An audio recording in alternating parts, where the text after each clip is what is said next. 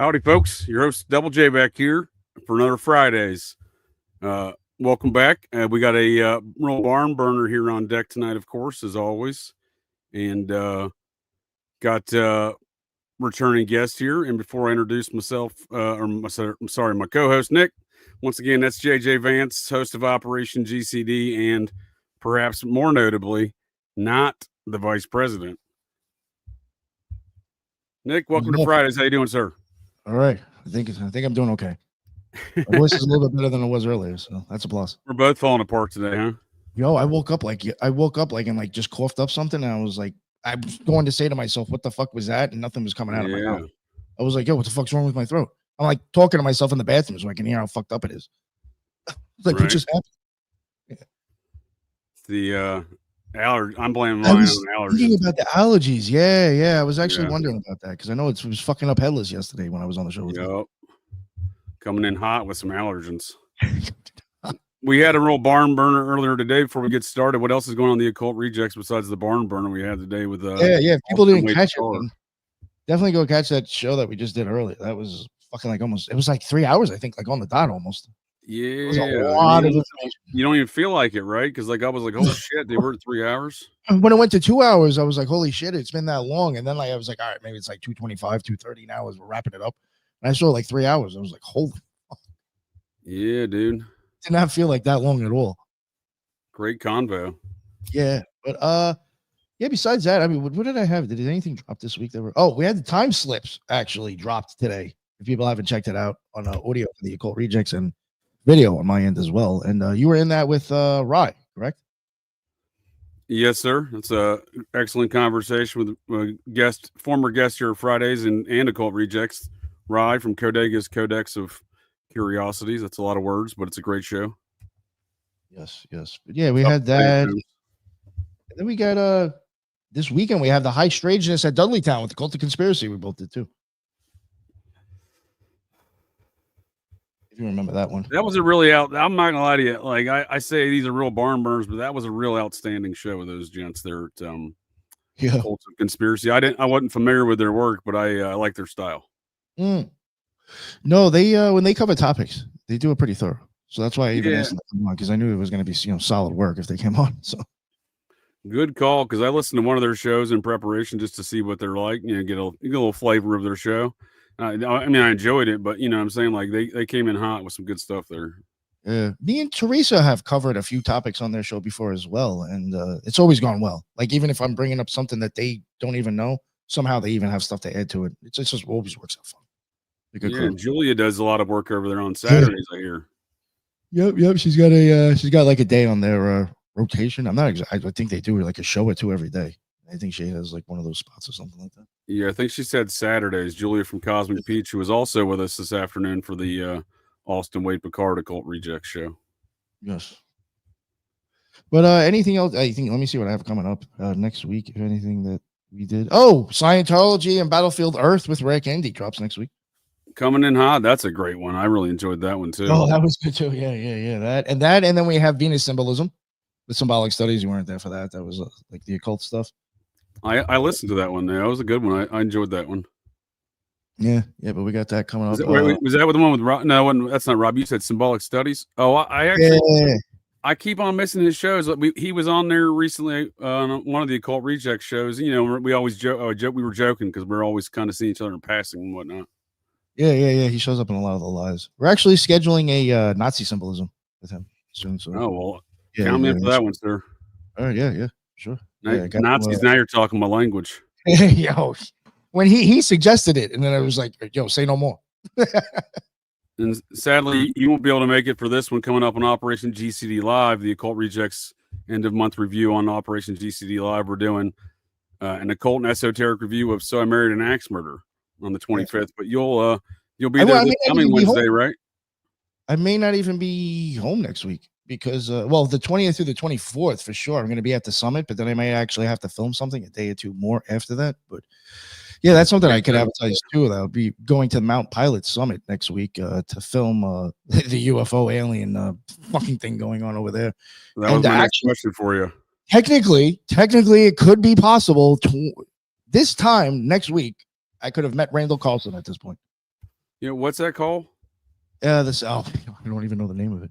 The Summit. Yeah, I looked for it before. I'll look for it again here. Maybe, or if you find it, I let me should know. probably should have somebody send me a link. We'll put it up if you find it. Yeah. No, Yeah. so that you'll miss that one because of your Mount Pilot escapades of the UFO conference. That sounds exciting, though. Yeah. Should help at least meet people with my filming equipment. I was about to say it sounds like an exciting opportunity to get some your equipment out and operational. Yeah. But you'll be joining Operation GCD on Wednesday, the 18th, though, right? For the yes, occult and esoteric review of the film Ghost Story, where author Jonathan Mitchell has outlined how this story, written in 1978, contemporary to the Son of Sam, right after his arrest, David Berkowitz's arrest, this dude has inserted a bunch of elements of the Son of Sam tale and the Process Church at the time there into this horror story, right? Ghost Story. So that'll be a fun one there on Wednesday. Yeah, I'm looking forward to that one. And then I also got a couple quick plugs before we go to our guest here this evening. Those are the next two Operation GCD lives. And this is coming up on Sunday for Sunday's Operation GCD Patreon. The link's in the description here on my link tree. This is Meet Nathaniel Bar-Jonah, Operation GCD Sundays Volume 3. Oh, shoot, it is 3. Almost said 2. The legend of, I wish it was 2. I wish I'd forget about, I wish it was 0. I wish I'd forget about Robert the Doll and Buffalo Jared both. But the legend of Nathaniel Bar-Jonah, this is the fellow that homicidal, kid diddling, cannibalistic, psychopathic serial killer that I came face to face with in Great Falls, Montana back in 2001, and may or may not have served me human meat burgers at the Hardee's on Central Avenue on the late night back in Great Falls in the summer of 2000. So that'll be a fun-filled adventure. And then the following week, the detective who worked that case, who busted Nathaniel Bar-Jonah, the homicide detective for Great Falls, Montana Police Department, would later go on in life to write what I would call the seminal study on, thus far at least, on the serial killer you've never heard of, Edward Wayne Edwards. So those are my exciting plugs coming up here for Operation GCD. And then, of course, as you said, I'm always participating over there at Cult Rejects, and I always appreciate the invite, sir. Oh yeah, of course, it's always great. We have some excellent conversations again, like today. I'm a big fan of Austin Wade Picard. He's at his age, I certainly wasn't coming up with the ideas or having the interest of the subjects he's interested in today. So I like to see the youth of today. He's not, obviously he's a man, he's an adult, but I'm saying much younger than myself. So, and I certainly wasn't into that stuff at his age. So I do wonder about that. If we had the technology at our fingertips at that age, would we be doing the same stuff anyway? Yeah, I've actually thought the same thing myself because I try to, and I'm not saying I mentor folks, but I try to, I'm happy to answer questions and whatnot. I have a number of folks of, ranging from 25 to, I think, young 30s there in Austin's case, I believe. I enjoy sharing notes with because I'm excited that they have such an interest in these subjects at such a young age. Because I didn't. Not to this degree, right? I mean, you know what I mean? Not where I'm having a podcast or sharing information with people, reading about subjects, sure, right? But that free flow of information, I do think, is key, right? Oh yeah. And then out of his mouth. What's that? He got a lot up in there. He retains a lot. Dude, I like it. So last plug here before we get to our guests, and I apologize for any long-winded delays here. I got Operation GCD Thursdays Patreon coming up this Thursday, the 19th at 8 p.m. And that's the anatomy of satanic panic, kind of unpacking, the whole satanic panic narrative, the major characters that we see in there perpetrating these things, and comparing the propaganda to the actual real world events that were transpiring, contemporaneously, in a kind of a chronological fashion. But obviously, this Muppetized fella right here, Michael Aquino, is going to play a major role in that series. So, speaking of satanic panic, I do have Stephen Flowers coming on my show this Sunday from the Temple of Set. Oh, so if you guys want to get your fill of satanic panic, definitely check that out. Yeah, he's going to tell you all about it. Yes, he's going to talk about. He's going to tell you it's a panic, though, right? See, I asked him to come on and talk about ones. See what he has to say. What I mean? Yeah. Well, and it was interesting. I was already writing this series when Gina Black, which I thoroughly enjoyed her positions and opinions on everything. I don't want the whole world to agree with me. You know what I mean? Yeah, I mean, the chick was on for cemeteries, and I don't think she's like a conspiracy theorist. Yeah, but she was coming at, she seemed like she was interested to hear more about the West Oh Memphis thing, yeah, how but I'm they just actually like, did it, and it wasn't expect that lady satanic panic, right? I think anything else than what the news told her.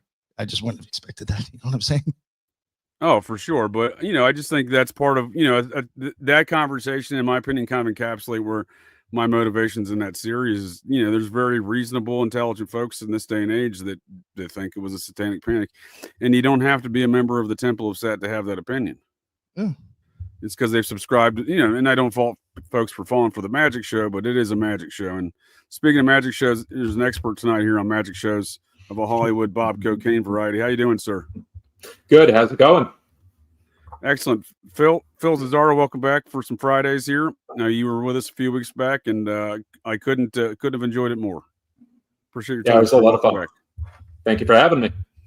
Well, any man knowledgeable in the life and times of Bob Cocaine Evans is somebody I want to talk to, and you have a lot of details on those subjects, which always interests me. I know a little about the man. I mean, definitely. I mean, I thought you knew what he had for breakfast. Just, I mean, an interesting figure. I mean, between his long career in show business, between being like at one point he was a voice actor in New York for like radio shows, and then then there was kind of like that period when he was working for his brother with the clothing company. And Charles is an interesting character himself, right? Yep. And well, Charles is the one who figures into his the cocaine bust. Right. Well, him and Charles, they do everything in life, and it's Charles and Charles Jr. that fund and produce Johnny Depp's first directorial debut. Wow. Well, it's weird enough. So I was just looking. So I just finished The Fat Lady Sang, which was the sequel to The Kid Stays in the Picture, and I'm looking at the picture. Because it's based off of Evans after he has his stroke, like 3 strokes that almost killed him back in '98. Cocaine's a hell of a drug. Yeah. And then I'm looking at the picture of his son Josh, his son with Ali McGraw, and I'm like, I've seen this guy. Like, I know I've seen him, and I'm like, all of a sudden I decide to look up the movie Ricochet with Denzel Washington and John Lithgow. Good '90s movie. And he plays John Lithgow's like right-hand guy in it. And he also played Tom Cruise's brother in Born on the 4th of July. I knew that one. I didn't realize he was in the Ricochet, though. But it is interesting that he plays along Cruise in an Oliver Stone film. I find that epicenter of activity with the Evans family kind of odd. Yeah. Well, and then you think of, I mean, Oliver Stone's relationship with Arnon Milchan, the Israeli spy, who produced JFK and a few other movies. I mean, he got around in Hollywood. Weird epicenter of these producers out there, isn't it? I mean, obviously, Cocaine Bob is a central figure, but when you look at Milchan, how do you pronounce his name again? It was Milchan, Milchana. His first name is Arnon, A-R-N-O-N. These names I tell you, Phil, they need new names. But him, like folks like Khashoggi, Adnan Khashoggi, who's a Scientologist. You know what I mean? He's doing a lot of the financing around this era. Yep. So one of the Fayeds. Bob ain't the only one, but they're all a little bit suspect. I think Dodi Al Fayed, I think the Princess Di's lover, think was a movie producer. Another good example. Now, correct me if I'm wrong. Is he part of the Bin Laden? Not the Bin Laden family. Is he part of the House Assad? Fayed, I think, was related to Khashoggi. Yeah, they're both part of the House Assad, right along with the Bin Ladens, are part of the House Assad, I believe. Yeah, I think you're right on that. Yeah. A lot of Saudi influence. Of Saudi influence. Yeah, I mean, Milchan. I got a book, I think, for Christmas that was about him and his career and not only Hollywood but being like an Israeli intelligence asset. And I believe he was involved with. I want to say it might have been something that's relevant to today. I think might have been the theft of nuclear material that helped set up the Dimona power plant, the one that may or may not have been bombed today by Iran. Well, I'm going to have to, once again, sir, I'm going to make an accusation that you are a special agent of the Dewey Decimal System, and a man of a lot of knowledge.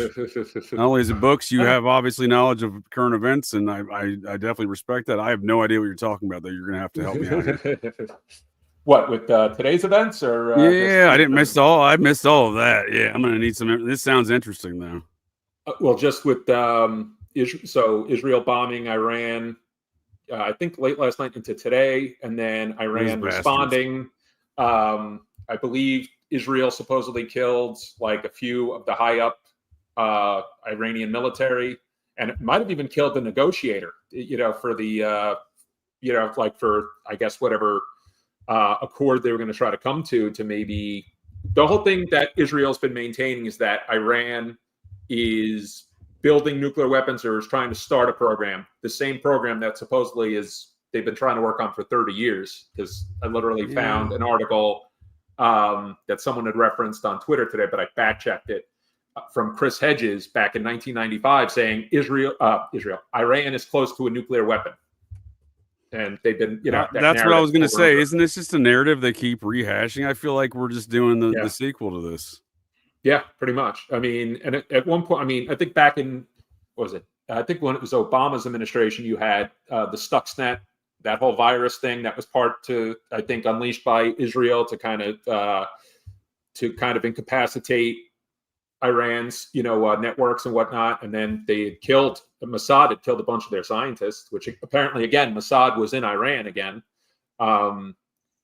It's not good. And, you start hearing, Trump didn't know, or that, who was it? Witkoff, who was like his negotiator, might have betrayed him. I'm like, that's BS. I mean, I'm so tired of people giving Donald Trump mulligans on like everything. He didn't know. He knew.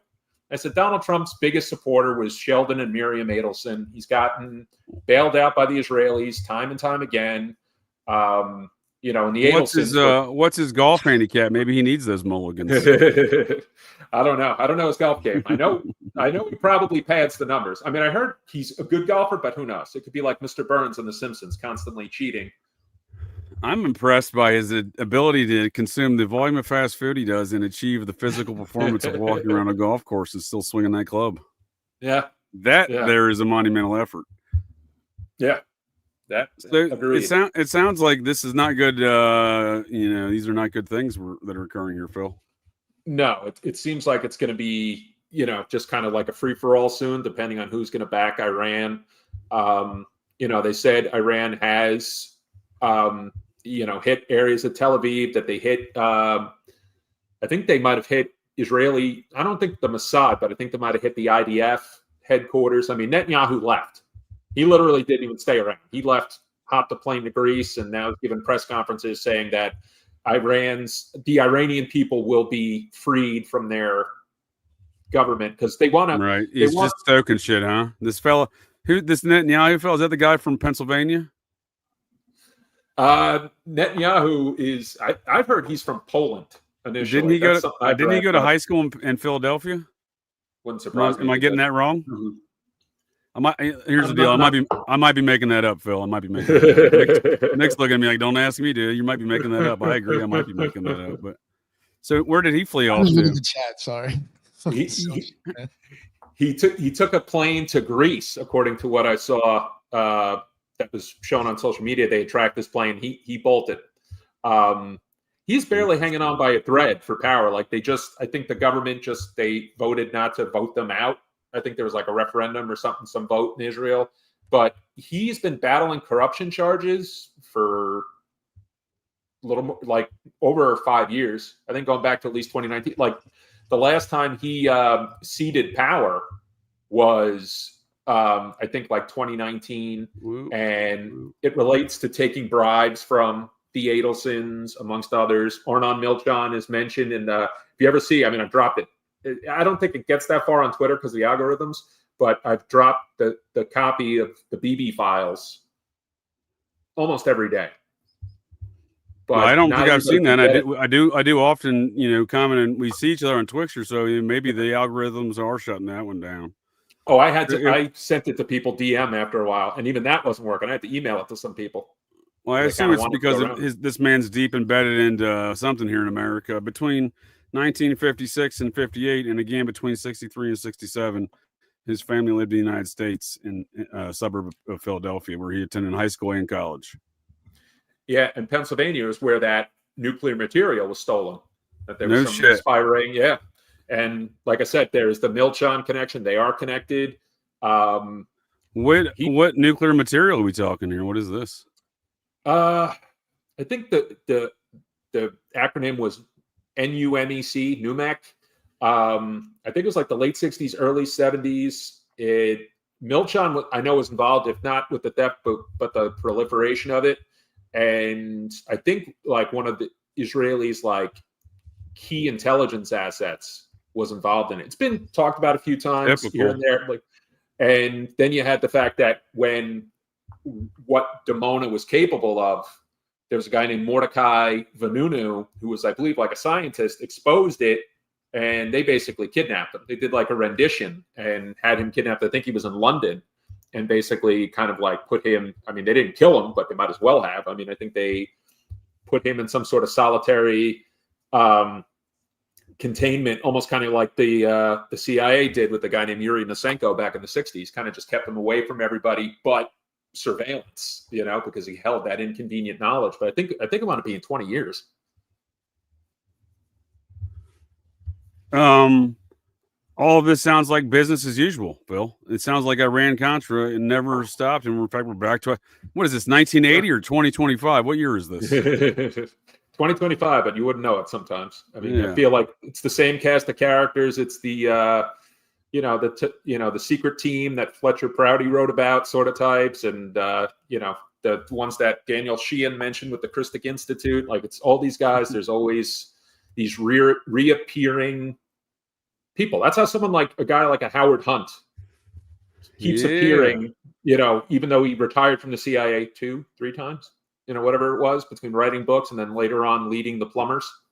Well, I was going to say, wouldn't you classify him in this whole category of this Material Assistance Command crew that was the Operation 40 kind of crew, the folks that were training the anti-Castro Cubans? These are all like an element of these agencies and operations that they recruit from. From my opinion, they comprise these things within things like Bill Colby's Material Assistance Command. You know, Bill Colby, the CIA director, OSS guy, then sets up Operation Gladio. Then he comes home. He gets to be, he gets up in the ranks. He goes to Viet fucking Nam, and then he makes, through the Material Assistance Command, he creates the Phoenix program. And then, I agree with McGowan. A lot of the shit we see in America today is Operation Gladio and the Phoenix program come home. And these are all Bill Colby's, babies. These are the things he made, right? So when I see it, that's what I'm saying. Like, a lot of this shit just seems like it's all continuation of that network, right? Within that framework, and down to the point where Bill Colby's son was a primary witness against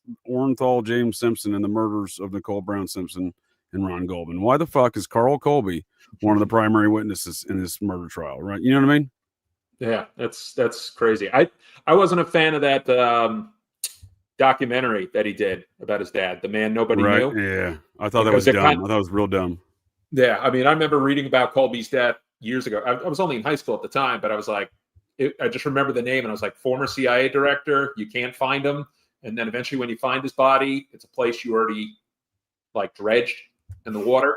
And it made no sense. I mean, and in Colby, so one of the other things Colby was, he was also legal counsel for the Nugan Bank in Australia. Yes, sir. Not only was he legal counsel, he was on that board. Yep. And then later on considered to be, on the Franklin, the Franklin Credit Union, the scandal with that at one point. When I first started looking, I would like to hear your thoughts, and Nick's, because I know he's gone on this subject. What was your thoughts when you first discovered Bill Colby is in league with a former Green Beret from the same Material Assistance Command Phoenix program, John DeCamp, and they're the ones uncovering the Franklin scandal? Get the fuck out of here. That was my reaction. Yeah, so I read the Franklin scandal probably like 20 years ago. Is that DeCamp's book? The Franklin cover-up. The Franklin cover-up. The Franklin scandal's Nick Bryant. There we go. I like that book. But the DeCamp book. I actually did, and again, it was just one of those things off Twitter. a couple of years ago, St. Patrick, who does Garrison, the magazine that does like a lot of like investigative stuff from like people like in our the non-mainstream alternative media type, and he asked me to like basically compare the two books. So I wound up doing like reading the Franklin's cover up again and comparing that to the Franklin scandal, and just kind of, there was a lot of differences. I mean, no, I agree, but I'd like to hear some of your thoughts on these differences. I mean, I respected DeCamp, but I think he trusted Colby. I mean, it appeared like, as the way the book was, is like, oh, he really gave a lot of credence to Bill Colby. And then again, it's like, okay, is it because he, you know, had an association with him that went so far back?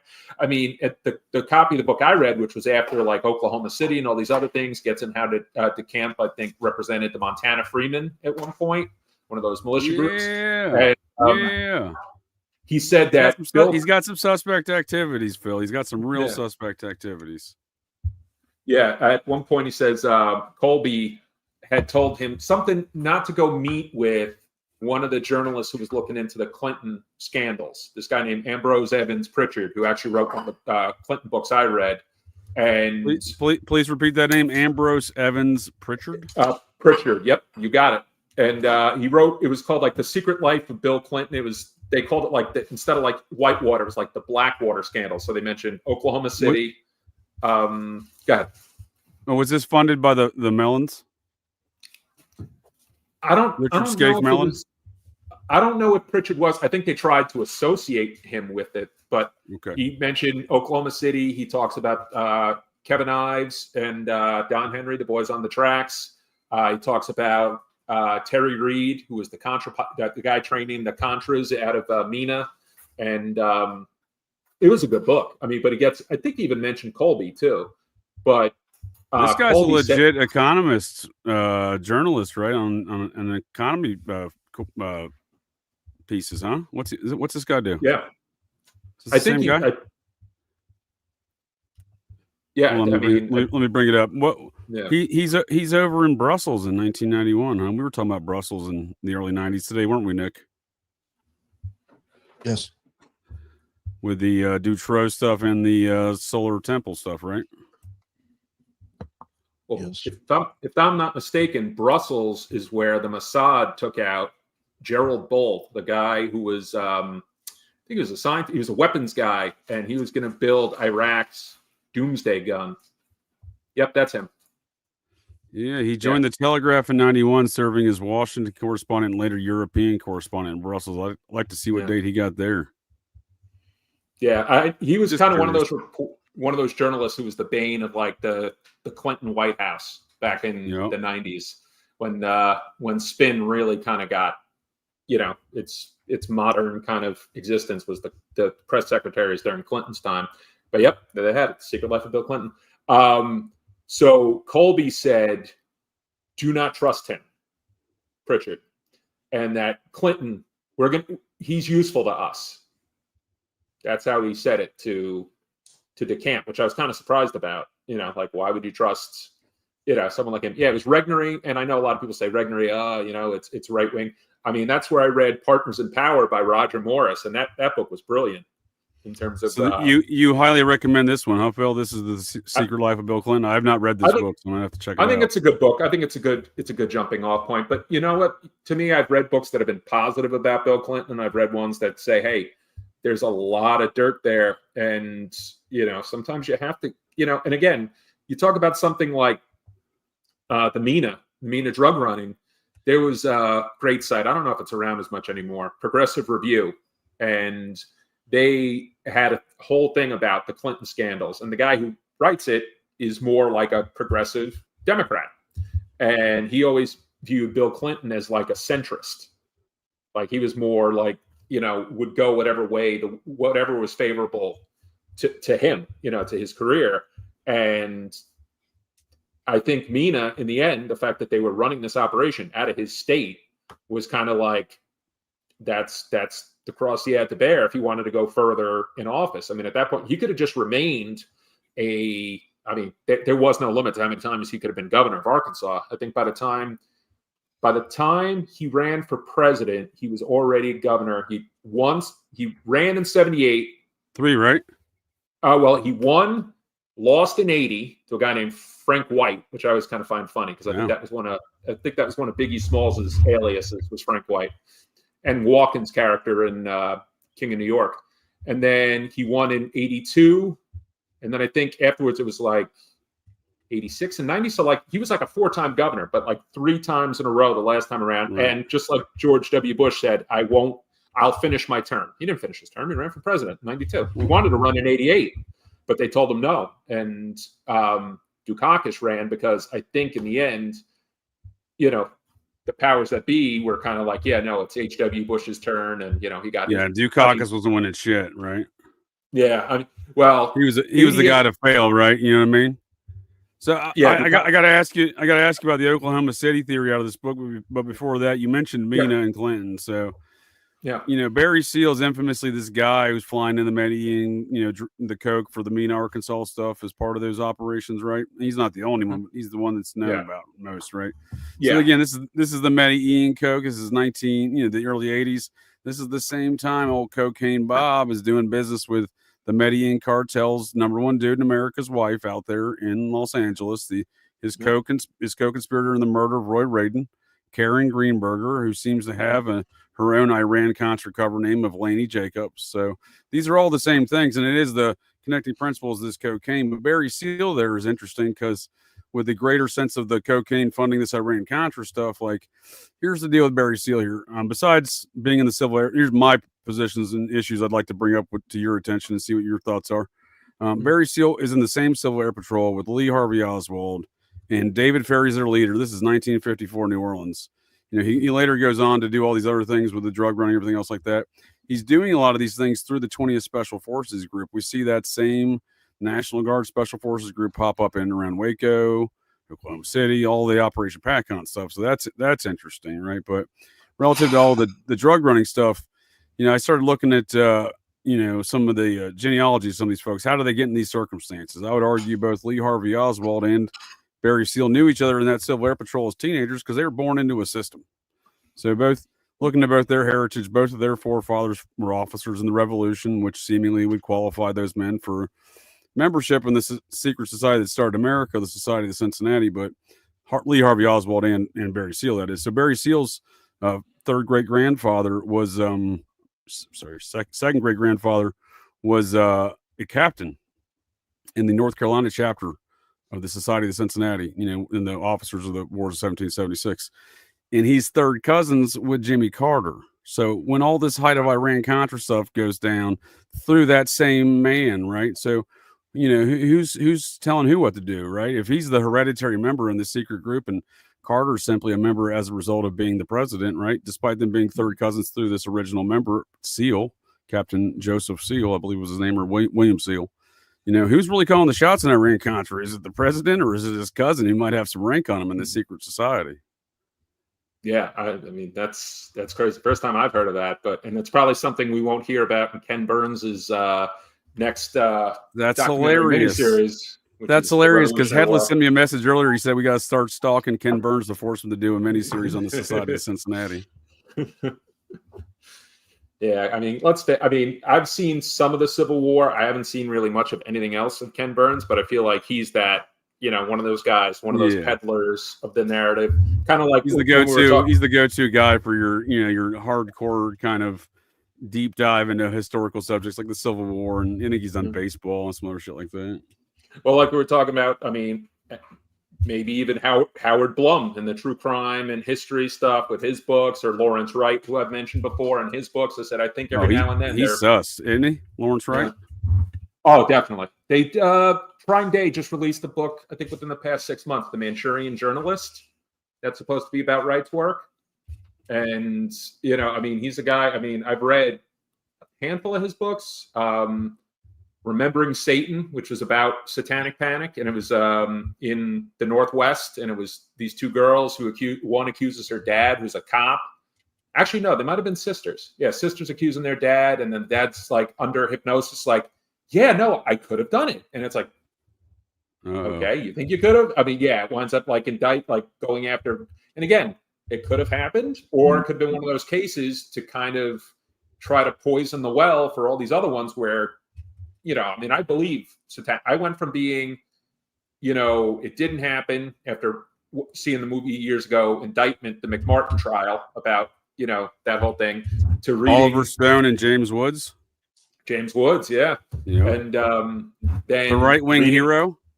Mm-hmm. Yep. Flew with a couple of the 9/11 the man who could have hijackers. saved us from 9/11, right there. Yep. With I remember watching that and then reading so many different books where I'm like, no. And even with the book I read a handful of years ago, We Believe the Children, it was one of the review books I read.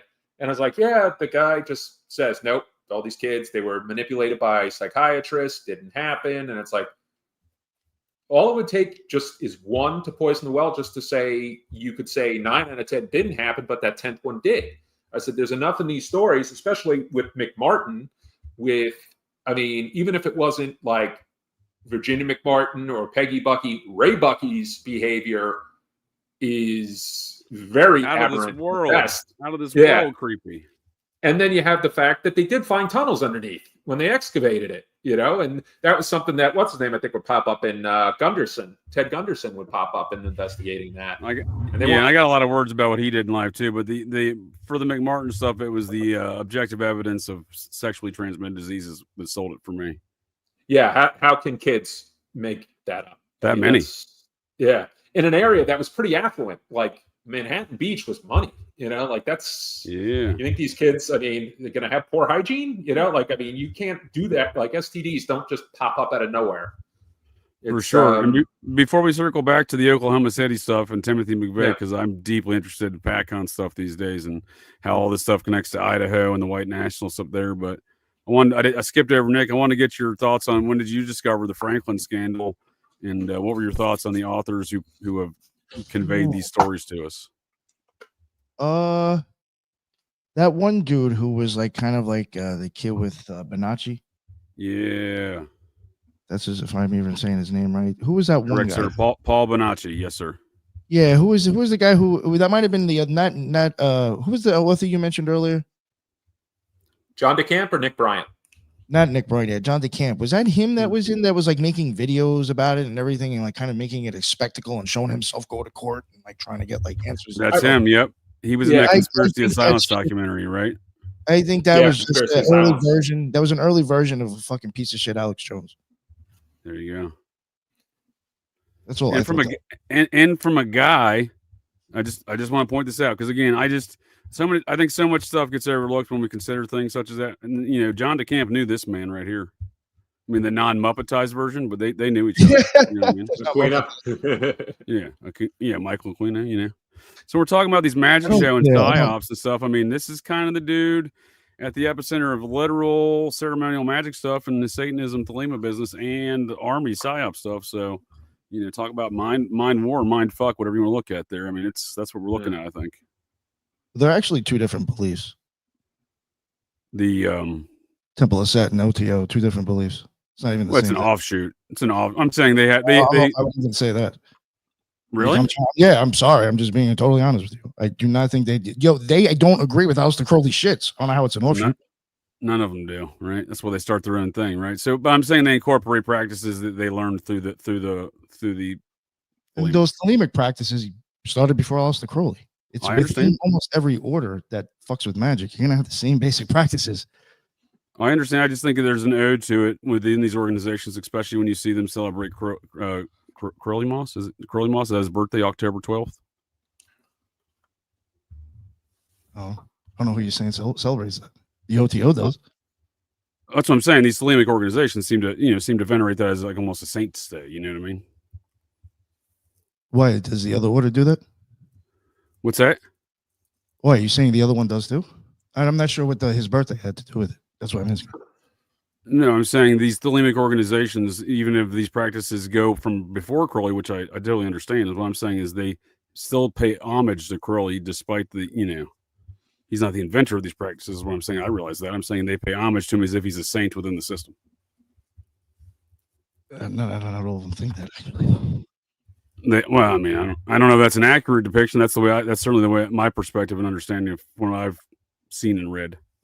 I don't know if they're going to say that. That's what I'm saying. I'm not saying I don't think there's a. No, there's ones that are they actually don't openly chant saying that. the guy is wrong. No, I understand that. I understand that aspect. They have their own views. I understand everyone has their own views on how these things need to be done. That's why we see so many offshoots of organizations. Mormons too. Again, it's the ceremonial magic aspect that everyone has their own perspective of, it seems. Well, they don't even think he crossed the abyss, some people. So that he has nothing to say. Well, you know what I'm saying? So then what is there to listen to? Is that the Temple of Set people? Is that the Kino people? Tons of people actually believe that too. Because I've read the one book I have read on Aquino that he wrote. He seems to like Crowley. He seems to like Crowley. I'm just saying, there's people that do not believe that guy actually did anything that he said he did. I'm fine with that. I'm just saying. I think Aquino's. I'd put him in the Crowley department, in my opinion. Oh, I don't know. I don't know about him, but I'm just telling you, there's people that do not believe that guy is everything. Well, I have no doubt. We saw that with that whole war he had, right? With it formed the one. What's the Typhonian folks, right? Yeah, I don't know why that exactly formed. But I'm saying they had a beef, right? They had an offshoot beef because him and that leader were, they were going at it, right? I have no idea. I wasn't there. Kenneth Grant, is that his name? Yes. Oh, there's infamous tales of these things. That's what I'm saying. I get the fact Crowley is not liked by all. I'm just saying the practices and homage are, to me, seem to permeate these organizations, these offshoots. Again, I understand not the direct offshoot, just like Scientology is not a direct offshoot of the Agape Lodge. However, it's influenced by and admitted so by numerous folks. But I'm just saying, like, it's not a direct, they're not doing the same thing, right? Like the Strangites, for example, within Mormonism, when they went north to Wisconsin and found their own mound and their own golden plates, right? Like, it's not the same thing, but it's it's essentially the same thing. You know what I mean? Well, I could tell you, I could tell you, OTO is going to use the Knox formula, and I could tell you other organizations aren't, because that's his own formula. So now, if you want to start getting into specifics of magical formulas, like you're saying, I could actually tell you you're wrong. You wouldn't know because you haven't been in one of these places. I'm not trying to be a dick, dude. But I'm just telling you the truth. Well, you haven't put in a place, and you don't know anything about magic and formulas and rituals. Everybody has their own little flair. I'm just commenting on what I read in the Aquino book that he wrote. So that's all I can comment on. That's the Temple of Set. That's the guy I was all the same thing. I don't doubt it. And like a lot of people get lumped up into the same thing when it's not the same thing. Well, again, the only thing I'm commenting on is statements folks make of their own accord, right? And most of them don't know what they're talking about when they do make those statements. Well, it's like a lot of folks X-ray glasses and I can see what's going on inside of these buildings that I've never once been in. Well, I know, I hear you. I see what folks say about Mormon temples. I've been in Mormon temples, so I understand what you're saying. Yeah, ignorance. That's why I'm saying I'm only stating things that folks of their own accord. My statements of, for example, LeVay in relationship with Tuesday Weld are only statements that LeVay makes himself. So, you know what I mean? Yeah, that makes sense. I will be the first to say I don't understand their magic, nor do I care to. Right? You know what I mean? It's not my thing. Right? So, can I make 2 quick points? Absolutely. Jimmy Page, we know, loved Aleister Crowley. Well, that's what I'm saying. And, most of these people tell us they do, right? That's what I'm saying. Like, that's the one I focus on, the people that are willing to tell me, like, I do some Crowley. I like Crowley stuff. To how those machinations of the Crowley stuff work out, I don't know necessarily, right? But like, I'm willing to take their words for it. They said what was the rumor with what's his name, John Bonham's death, that they said that Jimmy Page was performing some sort of ritual the night his house. Yeah. That Bonham, the night Bonham died from alcohol poisoning or choking to death on his own vomit, something like that. That they said that my uncle's performing a ritual. My uncle's friend actually was literally in that dude's house, and he said the guy had the fucking shit all on the floor and everything. He had the fucking stuff drawn on the floor. That guy was no joke into that shit. And then I just finished, I think it was last week, based off of one of your shows, The Occult Elvis. Yeah, with Miguel Connor. Well, yeah. So I got to the review company that I've been with the longest. they send out like a list, and they let me choose, and it was on the list, and I was like, oh, I'm putting in, and I got it, and I read it, and it was like one of the best parts of it is the one religion that Elvis thought was bullshit, Scientology, which of course his wife and his daughter both joined. Yeah, that's what I'm saying. So I kind of brought that up to Miguel because there's an infamous story of where Elvis had it out with Elron. I don't know if there's validity to it, but again, it seems to be somewhat valid because, you know, Elvis did seem to have some early relations with Scientology along with Priscilla, right? So, and she was a lifelong Scientologist. Yep. Yeah. I mean, that was a didn't really, like it, really did he? good book. No, he didn't. He thought it was just, I mean, just a lot of bullshit. Here's what that concerns me. You all go ahead. No, go ahead. Well, here's what that concerns me because, you know, this whole offshoot of the Scientology, this process church situation, right? He's way too close to that circumstance for me to, you know, for him. And I'm just saying, like, he's got a lot of friends that have that same, like, at least forward attitude towards Scientology at the time because he's his spiritual guide, Elvis' spiritual guide, and that would travel with him was Jay Sebring's hair salon business partner and ostensibly drug trafficking business partner. Were you aware of that? What? Geller? Larry Geller? Give me 1 second, sir. I will bring up his name for you. I am terrible with names. But we learned this from Miguel Connor. Like, I had never as much Manson stuff I'd read about. Again, Manson and I are, you know, we're distant cousins, but we're Maynards from Pikeville, Kentucky. You know, so I've had a number of interests over the years, even looking into the Manson stuff. I'd never heard any connections to Elvis. So when Miguel Connor dropped that on us, I was like, what in the world? That's fascinating. I got to look more into that. And there's a lot more to that story, apparently.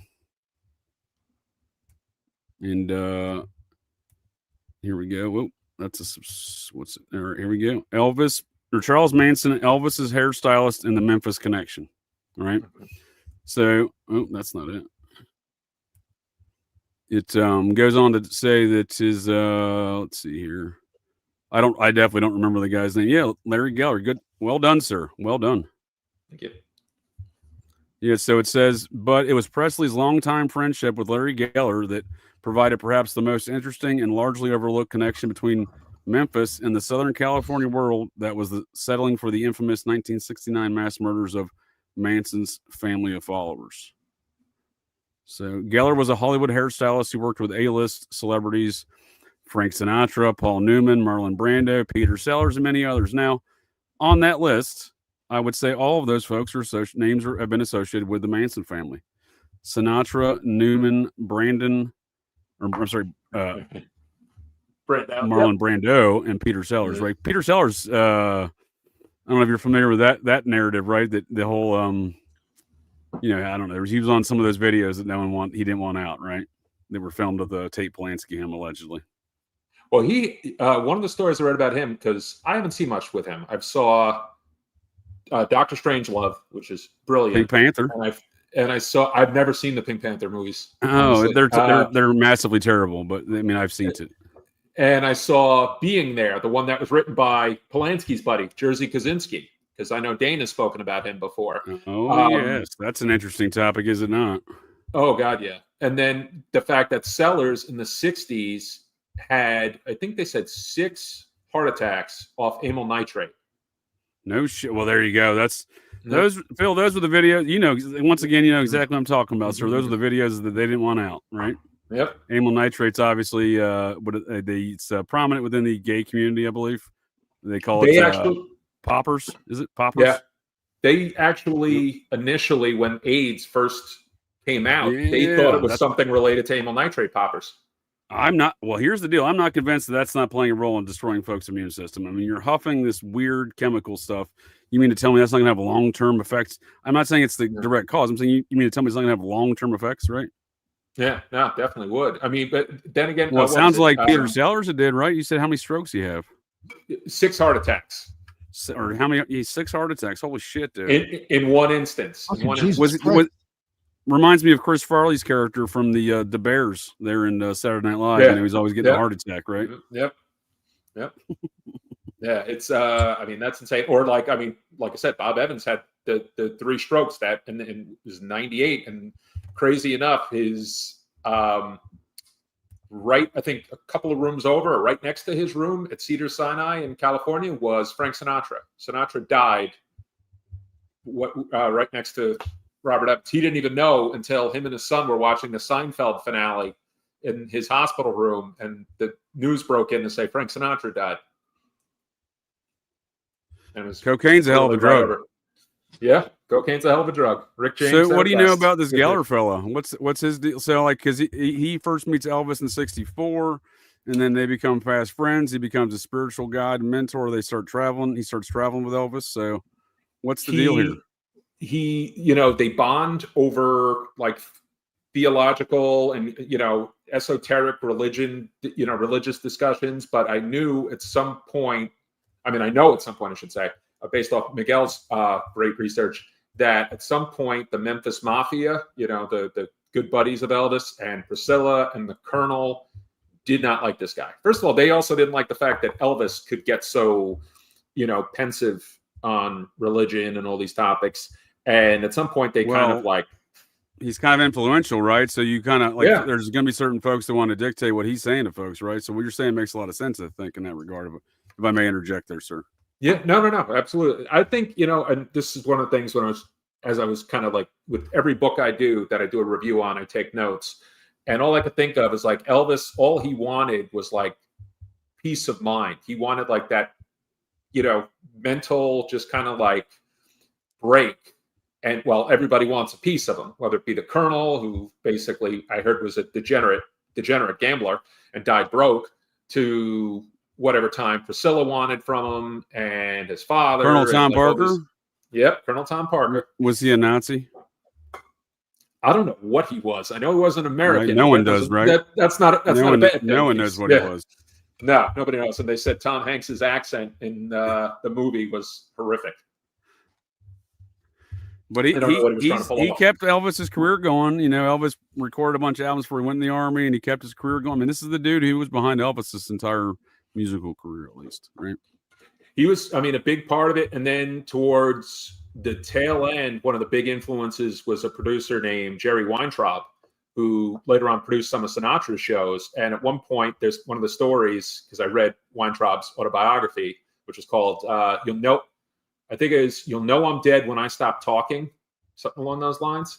And well, it's funny you mentioned Sinatra, because it is allegedly Sinatra who gives Elvis the green light to be back in the biz, if you will, once he gets back from his army service. Because a lot of folks were apparently threatened that he was a bit of a wild card, right? So, you'll see him come back and do this famous show with Sinatra, but they're both on stage looking all chummy and singing each other's songs and in each other's faces. And I'm like, well, this is a bit weird.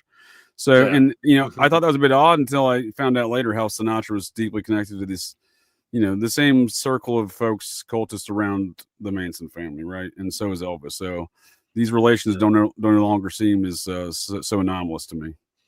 Yep. And then now here's another, connection is the fact that Sebring serves as the inspiration for Warren Beatty's character in the movie Shampoo. Yes, sir. And Warren Beatty is good friends with Bob Evans.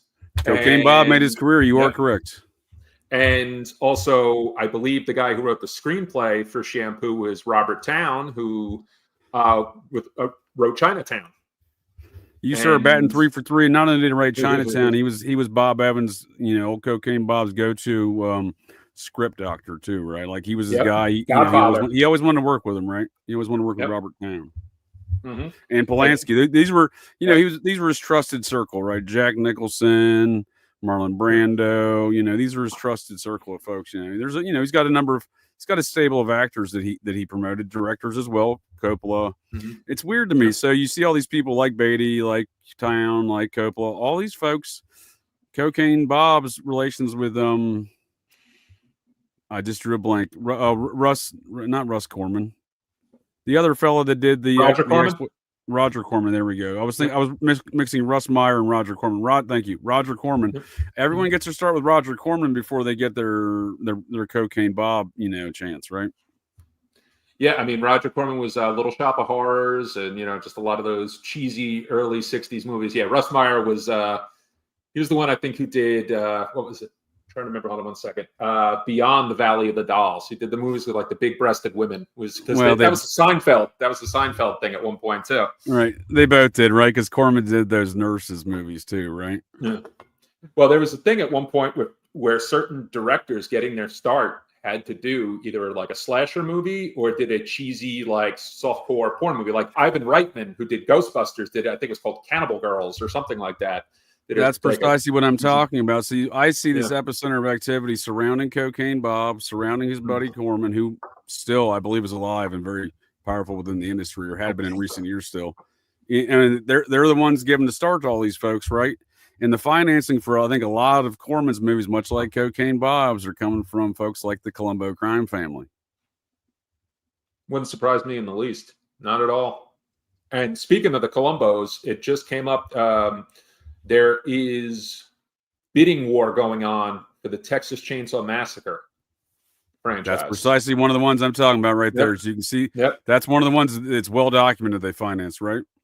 Oh, yeah. Nobody made a dollar from that in terms of the actual like actors and directors until I think New Line Cinema bought the rights in the 80s because they had to fight for it. And I think it was Bryanston Pictures or whatever it's called, the distribution company run by the Pereno brothers, who also did Deep Throat, had stolen the money.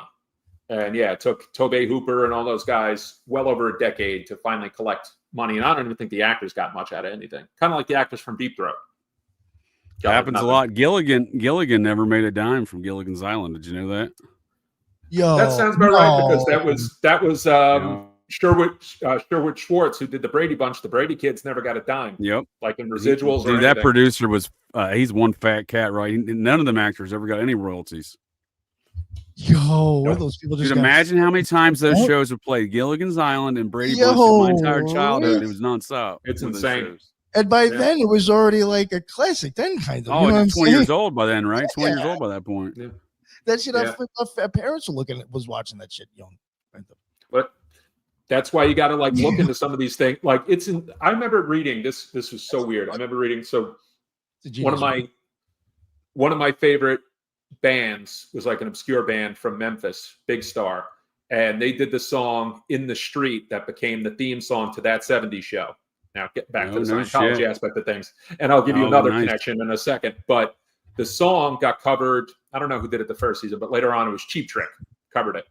And they interviewed the lead singer of Big Star, Alex Chilton, about it, who was also the lead singer of the Box Tops at one point. And he's like, I don't know. He's like, all I know is every time that show airs, I get a check for $75. Now, thinking of how big that show was at one point in syndication, now Alex Chilton's been dead since 2010. He didn't have any health insurance and died of a heart attack. Was it the cocaine?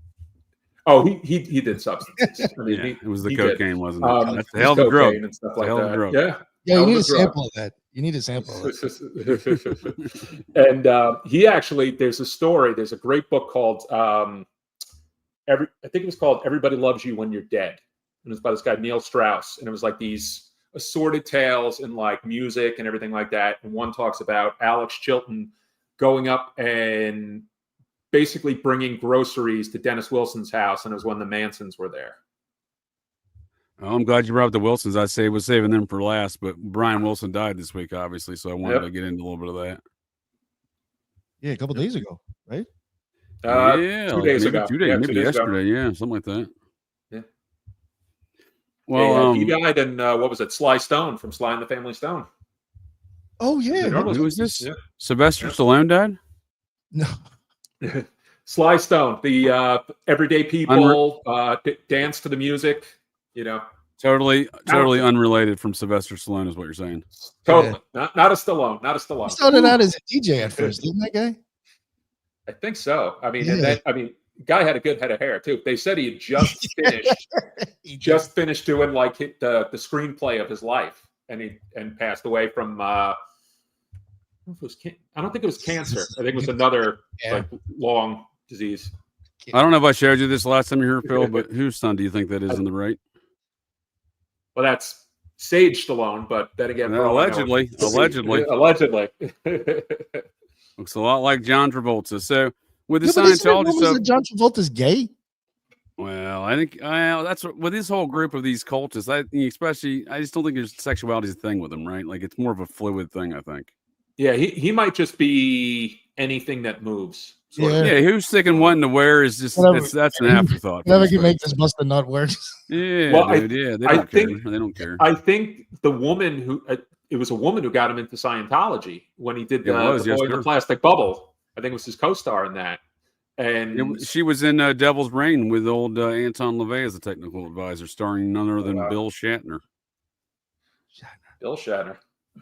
Well, Billy Shatz. So speaking of all the Scientology stuff, 70s films and Roger Corman, have you seen the film?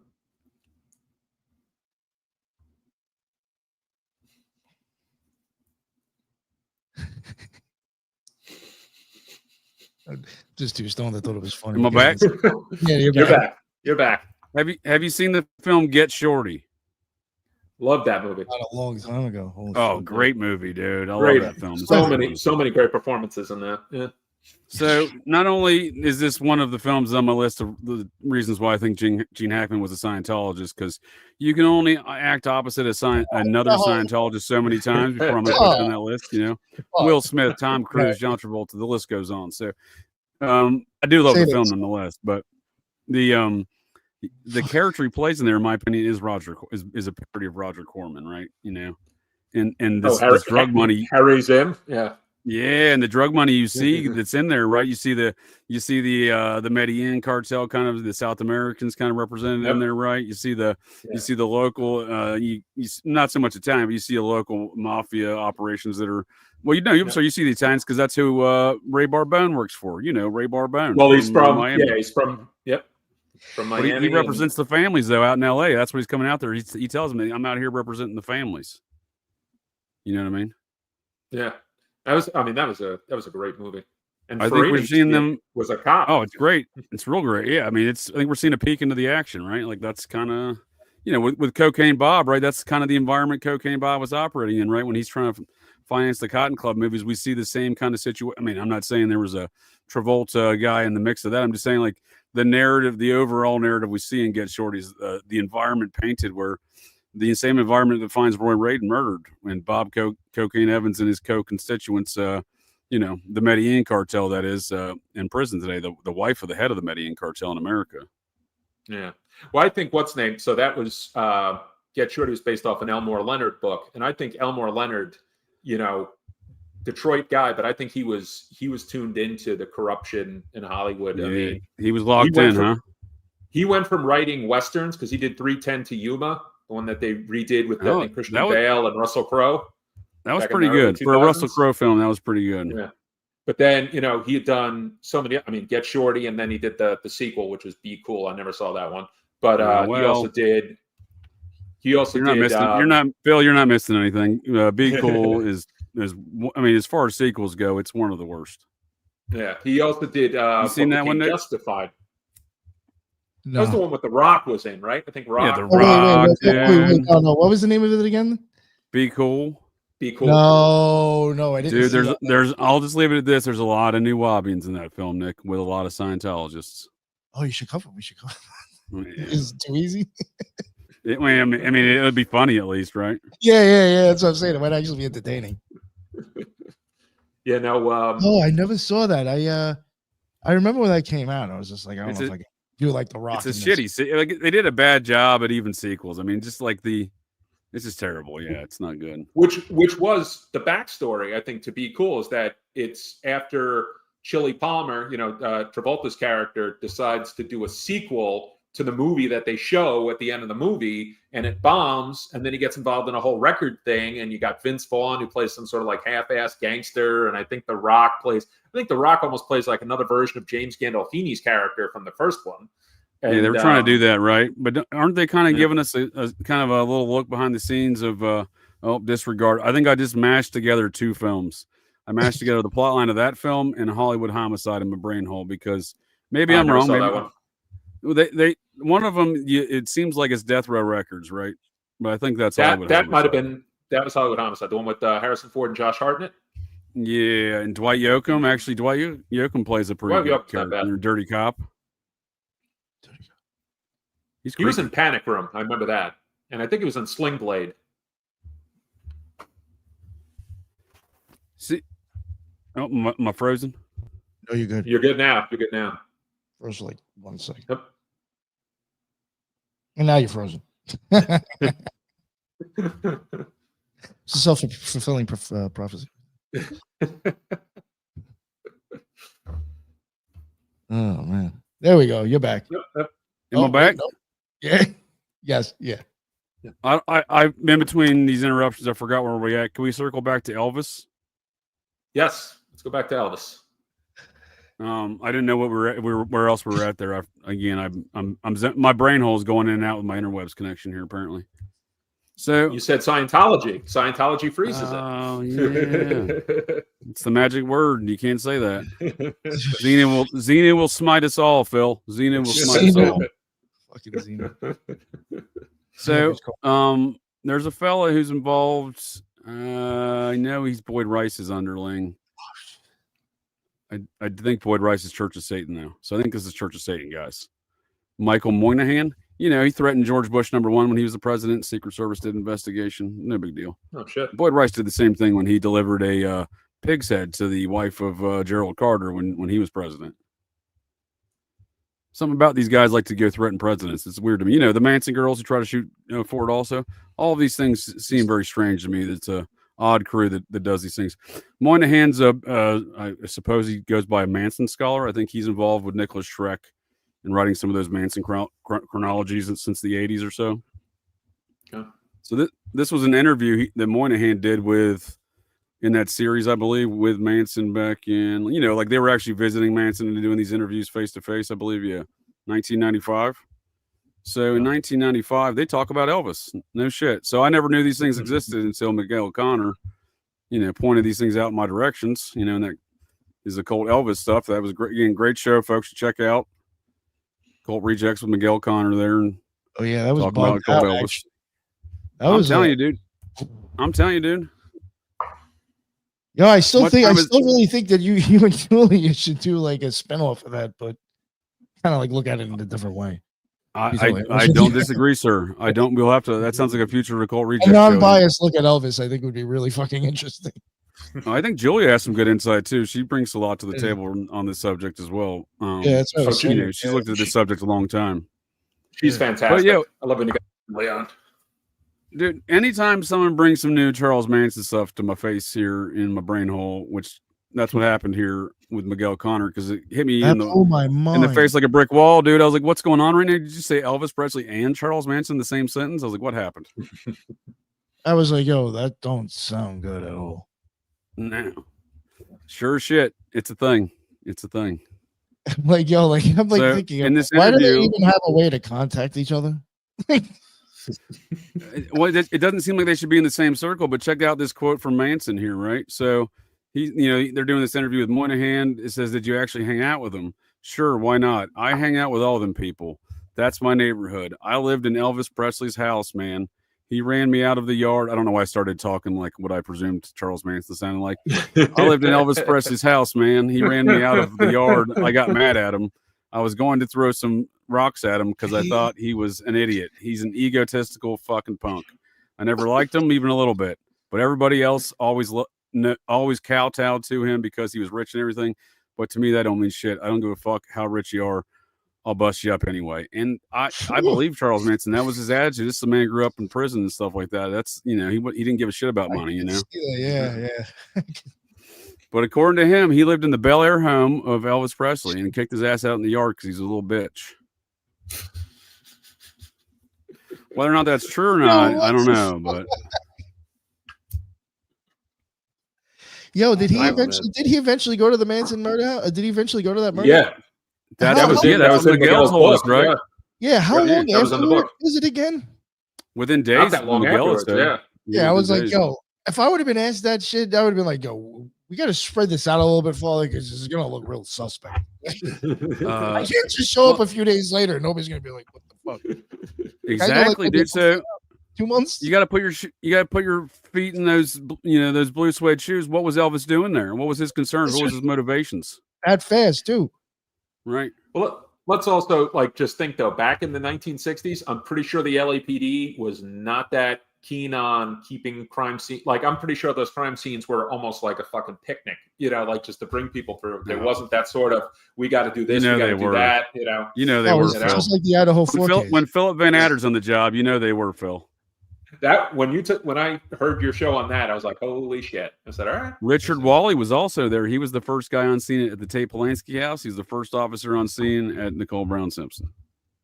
Yo, JJ, if you're trying to think about it, regardless of the bodies being moved or whatever, but like I would even say the Idaho 4 case and that case, it's almost like the same deal with the fuckery of people just walking around, people being there for a while before anything was really done.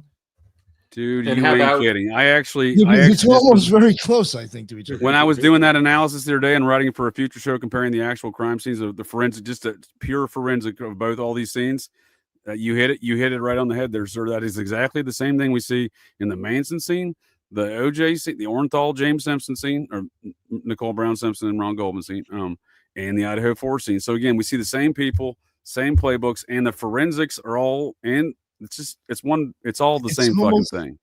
Yeah, it's almost like a script you can see being replayed, I think. I'm almost. And when you got there's an outline to how they do this, I think. Yes, sir. And when you got Cocaine Bob's buddy on the job for running the propaganda while Graydon Carter and airmail employing Howard Bloom, then you got yourself a nice cover up going on here. I mean, just from things that I've looked at and then things I've heard you talk about. It's just like I just start to see it's like, this is the same structure here to this bullshit. It's identical to the way the 911 calls go down, dude. Right? So if I may just real quick on that comparison, because you do bring up a great point there, Nick. So the Orenthal James Simpson case at 10:32 p.m. from 10:42 p.m. according to the state of California. Yeah, I'm going to geek out for a moment. Kane's over at Kane B's The Purge. He's instituted a geek off meter for me. So he tries to bring me down a couple notches when I start getting real wild, right? But so the story goes the same as it does Idaho, right? So the crimes occur from 10:32 to 10:42. I would argue as early as 10:20. Per some eyewitness and ear witness accounts of the case, but this is Nicole Brown Simpson and Ron Goldman. In fact, this was precisely this is the anniversary. This occurred on the night of June 12th, and the police did not respond. Officer Wally did not respond until 12:17 a.m. on the 13th. So this was June 13th, 1994. Right. That's the same officer that was the first on scene at the Tate House on August 10th, 1969. Right. So, and again, we see them responding to the scene, not for a murder, despite this is almost 2 hours after the murder occurred. And almost, I would argue precisely almost 2 hours after the murder occurred. And they're on the Bundy residence of Nicole Brown Simpson. And they go there for a robbery in progress. Well, no, there's no noises being made anymore. There's no robbery in progress. They go there and they find Nicole Brown Simpson's neighbor holding her dog over her dead body. So, that's a mystery. It's like when they go to Idaho, right? 8 hours after so this is 2 hours later. That's 8 hours later in Idaho, right? But it's like you're saying, it's the same thing. Same fucking thing. And then by the time any cops get there, right? And after this weird, so that the Idaho calls for an unconscious person, it's may as well be as ignorant as the robbery in progress from shit that went down 2 hours earlier. So you see the same thing though. The scenes get trampled and evidence is destroyed before shit is collected. So down to the same thing with the DNA evidence under the fingernails of victim Madison Mogan in the Idaho case, and the DNA under the fingernails of Nicole Brown Simpson, and the blood that was on her that was tested, and it was not Orenthal James Simpson's blood. So we see the same thing. We see blood evidence in both cases being ignored. We see evidence of what seems to be a struggle with the victim with the DNA under fingernails being ignored in both cases. So you are correct, sir. It's fucking literally the same. Yeah. And they even have one more thing, if I may. They even have a DNA expert from the Orenthal J. Simpson defense team testifying for Brian Koberger, Dr. Danielle Wolf. She's a medical examiner now out of Florida, and pathologist. What the? Yeah, how fucking weird is that, man? That's crazy. Well, I'm thinking in terms of fucking weird. A graphic crime scene where there was like total trampling of evidence would be the Jeffrey McDonald case in Carolina. He read my mind, sir. He read my mind. With suspect evidence, the blonde hair, that they've never been able to explain, that they tried to match to the girls' dolls and they never were able to. And they said it was synthetic. And some said it might have been Helena Stokely's hair or wig or something like that. And that whole, the fact that they weren't even willing to consider it, and the fact that McDonald, who's got to be in his 80s now, still won't, even Still in for parole, prison. he still will not admit guilt. He still maintains his innocence. And I went from believing he was dead to rights guilty to I think he got framed. And well, let me add a little sprinkles on the Sunday you just made there, Phil. So we were talking about Gunderson earlier, and I find it very questionable. The first thing Gunderson does is take on this case. Pardon me. He then gets the process church of the final judgment's attorney, John Markham, involved. And John Markham and Alan Dershowitz go on to go ahead and extinguish the appeals of Jeffrey McDonald. And I would say in a fashion that was ensuring that they weren't going to win and he would have nothing to fight for later. Shit. Yeah, it's tough to tell where Gunderson truly lays in a lot of these things. Was he someone who was trying to get answers, or was he someone who was like a double agent of things? I mean, he was a guy who was like, I think, ran the LA office of the FBI. I mean, he was like someone high up in the FBI, and then, becomes a guy who talks about satanic ritual abuse and gets, I think, even consulted in terms of Oklahoma City. I know because I've spoken to, who is it? Sergeant Terry Yeeke's wife, who's on Twitter a lot, Tanya.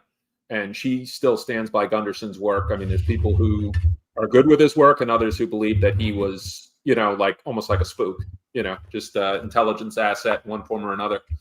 Sure. Well, if I may add to that point, would you believe, I'm sure you since you followed Dana Dudall and Rodney Jewell's Twixter account over there, specifically in her work, she recently uncovered a document from June 15th, 1967 at the Straight Theater in the Haight-Ashbury that puts the Grateful Dead, that is their manager's son at the manager at the time and president of their music publishing company, was a fellow by the name of Alan Trist, the son of Eric Trist, the founder of Tavistock. So we got Tavistock, the Grateful Dead, Michael Riconosciuto is a stagehand in this performance, and Charles Manson is a technical person in this performance on the backstage. So we have we got Michael Riconosciuto, Charles Manson, and the Grateful Dead in the same place in the Straight Theater on June 15th, 1967. And the reason why that's important to Gunderson is because Riconosciuto was the COINTELPRO operative reporting to Gunderson on the activities of the process and Manson in the Haight-Ashbury at this time. Yeah, that's after a while, it's like, okay, when is it no longer a coincidence? And so for sure, but when is it like? Because Gunderson's like, oh, this satanic stuff, I've never heard of it. Let me learn about these things. Really, Ted? It sounds like you're going back to the late '60s, deep into studying the satanic cult activity, right? Yeah, he might have been. Yeah, he might have been blowing smoke, and it's. How does he hire the process church's attorney for Jeffrey McDonald? How does that go down? Yeah. No idea. Is he fooled? Because if he's fooled, he's not a very good detective, Phil. I'm not trying to diminish your or anyone else's opinion of Gunderson. I'm just saying, as a former private detective myself, I'm like, it's not a very good detective if he didn't, he didn't look into that. Yeah, I subscribe to the from day one. McDonald was saying hippie cult, right? Yeah.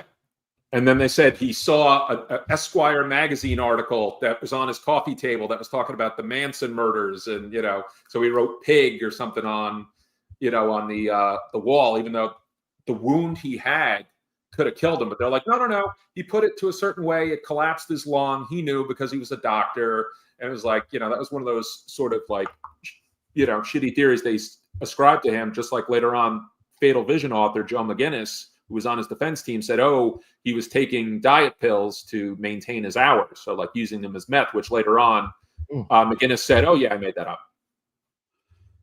Correct me if I'm wrong, sir. He knew this man too, right? Aquino? It's the eyebrows.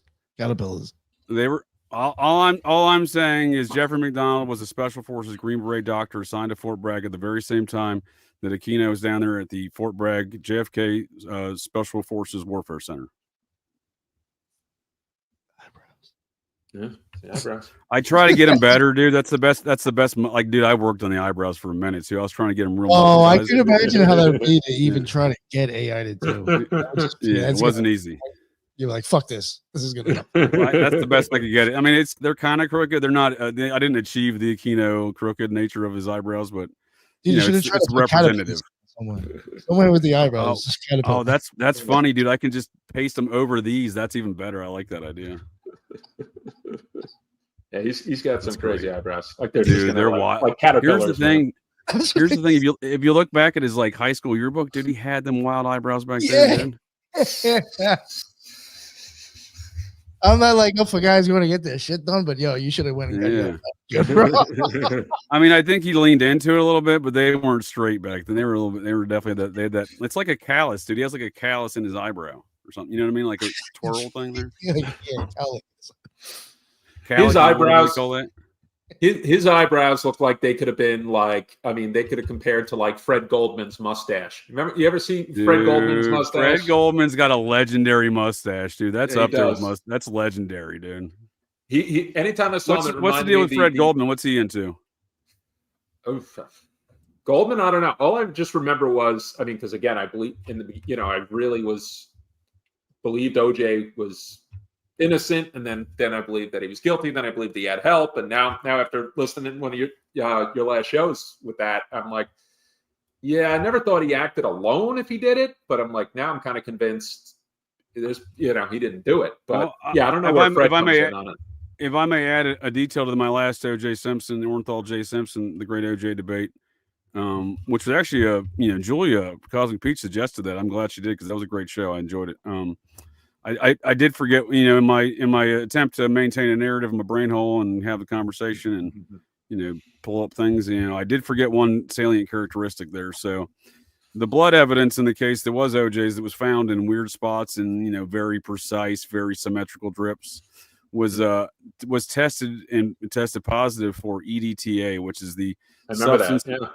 Yeah, so the defense had a guy that testified. They even had the FBI agent come and testify because the FBI, they strangely enough, in a rare instance that it just really boggles my brain hole, the FBI did something ethical and correct. So, and when the prosecution tried to get them to testify saying that there was no EDTA, they came in and testified there was, right? I remember the one guy who I remember, because later on he would come up talking about issues with the FBI crime lab, was Frederick Whitehurst. I remember that he testified in the OJ case, but I don't remember if it was about EDTA or not. Well, I think they had a different guy from the FBI that the prosecution had. Again, we're talking about different offices, I think, within the FBI. So, like, the prosecution witness just didn't show up. They're like, nah, we're just not going to come into that because obviously there's EDTA in that. You bastards did that, I mean, between what was it, Van Adder walking around with the vial of blood, you had not just Orenthal J. Simpson, he had the victims' vials too. It later came to find out, and then you had basically what was it like the two? You had Dennis Fung, who was like the guy who later on I think shook the defense team's hand after he testified, and after they just like totally torched him on the stand, and I think his assistant was like it was her first week. She was like a rookie.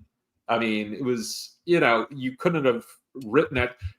What you're describing any better. What you're describing, well, I think they did. Well, I think that is a script, sir. I think what you're describing is the machinations of something that was intended to fail from the beginning. So why is Furman there in the first place? He basically gets assigned to the robbery homicide. I think it's 4 months prior. It's not long prior. Yeah, he's doing traffic most of his career. He was a guy who tried to get a psych discharge within his first 2 years and tried to get a disability for it. Yeah, and he's the guy that everyone knew, including the prosecutor's office, was having an affair with Nicole Brown Simpson, according to an internal affairs investigation report. And numerous members of both the LAPD and the prosecutor's office were aware of comments and statements or witnessed things that exhibited that he was indeed having an affair with Nicole Brown Simpson. That wouldn't surprise me in the least. Not at all. It was ignored because no one wanted to. Still, that's what I'm saying. The whole thing was blown up from the beginning, and he blew up both the case for both the prosecution and the defense. Because by the time he hits the stand, and for the prosecution in March, the defense has already laid out a lot of this questionable evidence as we're already discussing here, right? Yeah, I mean, the whole thing was they were trying to build. Talk about scripted. The confrontation between him and I think at one point they wanted F. Lee Bailey to go against him. And you mean F. Lee Bailey? Is that the guy that was running that Iran Contra bank out of Miami back in '93, the year prior to the Orenthal J. Simpson case? That F. Lee Bailey? Yeah, but probably before he got disbarred, because I know that happened. It's wild. All these connections to the same damn shit, right? I mean, again, it's the fact that Bill Colby's son is a chief witness for the prosecution against Orenthal J. Simpson tells me this, that so OJ gets him and Nicole separate. I think it's 91. She moves into a different residence. I think it's on Green Street there in Brentwood or somewhere around there. And she is living with the manager of that restaurant group that is owned by the mafia and is the front for all this cocaine trafficking. The same restaurant group where Ron Goldman and two of his buddies were all murked. Not just Goldman. They had numerous buddies in that same restaurant group murked. And Nicole's living with the manager of that restaurant group. So they have locations in Brentwood, Malibu, Beverly Hills, and Aspen, Colorado, which is interesting for a different tale for a different day. But, that incident in October of '93 where he's over there screaming about cocaine and hookers in the background of what he thought was a call to her mother and what turned out to be a 911 call. He's going nuts, right? And she doesn't press charges because, he made some good points. You know what I mean? So he makes her move out of that home. And again, I'm not white knighting for Orenthal J. Simpson here. I'm just laying out, some of the stuff that was hidden in these matters. He makes her move out of that home and move into the Bundy address. He makes homeboy move out. He makes Cato Kalin, who was also living there, move into his guest house. So he's kind of, he says, no more of this shit around my kids, which is what he's yelling in the background. Quit having coke and hookers around my children, right? And because she was running around with Heidi Fleiss over there in that house, right? And again, this dude, her roommate was dating one of Heidi Fleiss's recruiters, right? So there's the intermingling of all the cocaine and the Fleiss hookers going on. Next door to all this activity is Carl Colby. What's he doing living next door to this? That's why he testifies later. He's used by the prosecution by saying that from 91 to 93, that including that October of 93 incident, that Orenthal J. Simpson was a madman who definitely killed his wife because he abused her. That was what his testimony was. But why is he living next door to this mafia run? All these, all the shit we've already talked about, living next door to that, right? Meanwhile, Denise is dating Fiata, who's a made guy in the LA mob. There you go, sir. There you go. A known hitman, right? A known hitman who's later dragged in by the defense in the case. It's crazy. I mean, a lot of crazy interlocking connections. I mean, and then what is it? I mean, I always found it interesting that both Cato and Paula Barbieri both wind up doing basically softcore porn movies after the fact. Here's the deal. You make a deal with the devil, sir, you got to pay off that debt. And that devil is Bob Cocaine Evans. Well, yeah, the man had to do something when his career kind of went to shit. Cato's lucky he didn't have get the old Bob Poop slide campaign going on there. Legend has it Bob built an intricate 2-story slide system in his bedroom where he could stand at the top and shit in the hooker's mouth at the bottom of the slide. Yeah. So, Cato's lucky he didn't get that treatment. You know what I mean? True. Very true. You may have. I'm not sure. I'm just saying. Cocaine Bob's deep in this mix. Him and OJ were tight. They played a week. They had weekly tennis matches and shit like that. You know, they were at least in some regard friends. Well, I mean, if anything else, cocaine and Hollywood go together from the beginning. I mean, I thought you were going to say cocaine and Bob Evans go together like peanut butter and jam. Well, he tried playing down, like in the 2 books I read, he kind of plays down his cocaine usage, that it was all for his back or whatever it was. And, this and that. And I said, it's part of it's like, I think you're just trying to make it somehow it was working like an opiate. Yeah. Like that. Right. He wasn't possibly like one of the people that back you out of me. Yeah. Like he wasn't one of the people that George Young was referring to in the movie Blow, like when all the cocaine. Funny you say that. It's funny you say that because I think one of the fellas in the movie Blow, the guy that essentially is part of the team that turncoats against George Young there, Who Nick knows George Young. He's met him before, right? Yeah, I met him in prison at Fort Dix. Really? Yeah. I was there when I got there right before he left. I was there for maybe a year and a half before he left. I think that's when he broke probation and got put back in there is when you saw him, I think. I think you're right, because after that, I think he basically kind of disappeared. Well, here's why he broke probation. Years. I know that. Yeah. Did they get him again? I don't know, but yeah, he might have been there, like you're saying. Well, no, I know. I looked at when this happened. So he broke probation by going back out to California. When he got out the first time, he went out to California and had a birthday party with his old hair salon drug dealing buddy. So Pee Wee Herman's character in the film is based upon these two brothers, and they're still alive and well in San Diego today. And they threw George Young a birthday party, and he went back to prison for that, like he did in the film before, right? For breaking probation, he did it again. Yep. So that's when he ended up in Fort Dix. Isn't it weird that he had a room to himself and everything? That guy, did he really? He was living high class then, huh? I guess if you're running the Medellin Coke for the Iran Contra stuff for many years, they're gonna show you some gratitude, I suppose, right?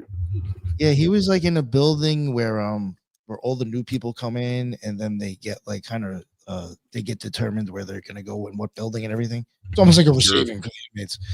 And like to even get a job in that building for some reason, and to get because like if you're a porter, you'll get your own room too, or you might just share it with one other guy. That's like a big holy fuck, how did you pull that off?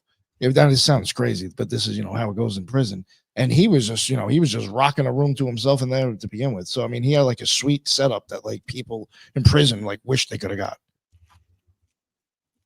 Yeah, he was building. I feel like that's what the mob gets, right? Is that kind of like what you see in the mob movies? Like they get that special, like that same kind of special. Oh, like Goodfellas. Yeah, Goodfellas. Well, so here's the thing. They used to, or the story goes that they put a stop to that. But like in Goodfellas, what Henry Hill had with Paulie and Johnny Dio and those guys was, they would kick money to the guards who were getting paid, dog shit. Yeah, I don't know if I'm buying that, Phil. No offense, sir, because they put that one crime boss in Camp Butner, North Carolina. They put him in with Bernie Madoff. They were cellmates together. They were cellies. Wasn't it? Who was it? Was it Persico?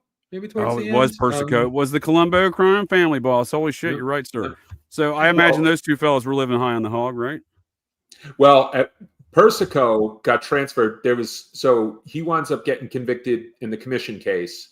He's in Lompoc, and there's a huge article written, I think it was the Daily News, breaking about how the fact it was Persico, one of the guys from the Westies, and I think it was a couple of guys from Roy DeMeo's crew and the Gambinos were all kind of hanging out. They're playing in a rock band. Persico's gets his own garden, basically like a club fed, even though Lompoc, I think it was medium correctional. It wasn't maximum. It wasn't like your San Quentin or some of the more. It's medium. It's right outside Vandenberg Air Force Base. I know exactly what you're talking about. Yeah.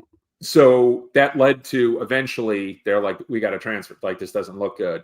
But I mean, they had issues where I think like New York Gangsters, there was one guy who I think smuggled his sperm out to impregnate his girlfriend. And they were like, okay. And because he was bribing a guard, and they were like, yep, we got to put a stop to that. Not saying it doesn't still happen, but I think it's a little less obvious, like when a place would become club fed. Like they took it down a couple notches, huh?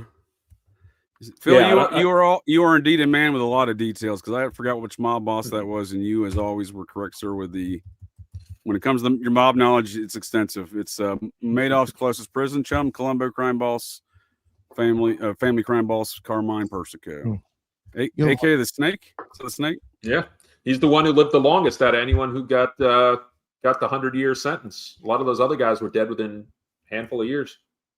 It's a match made in hell, right? Madoff and that guy. Madoff, who never said a bad word about the Mets owners, the Wilpons, even though he screwed us for over a decade.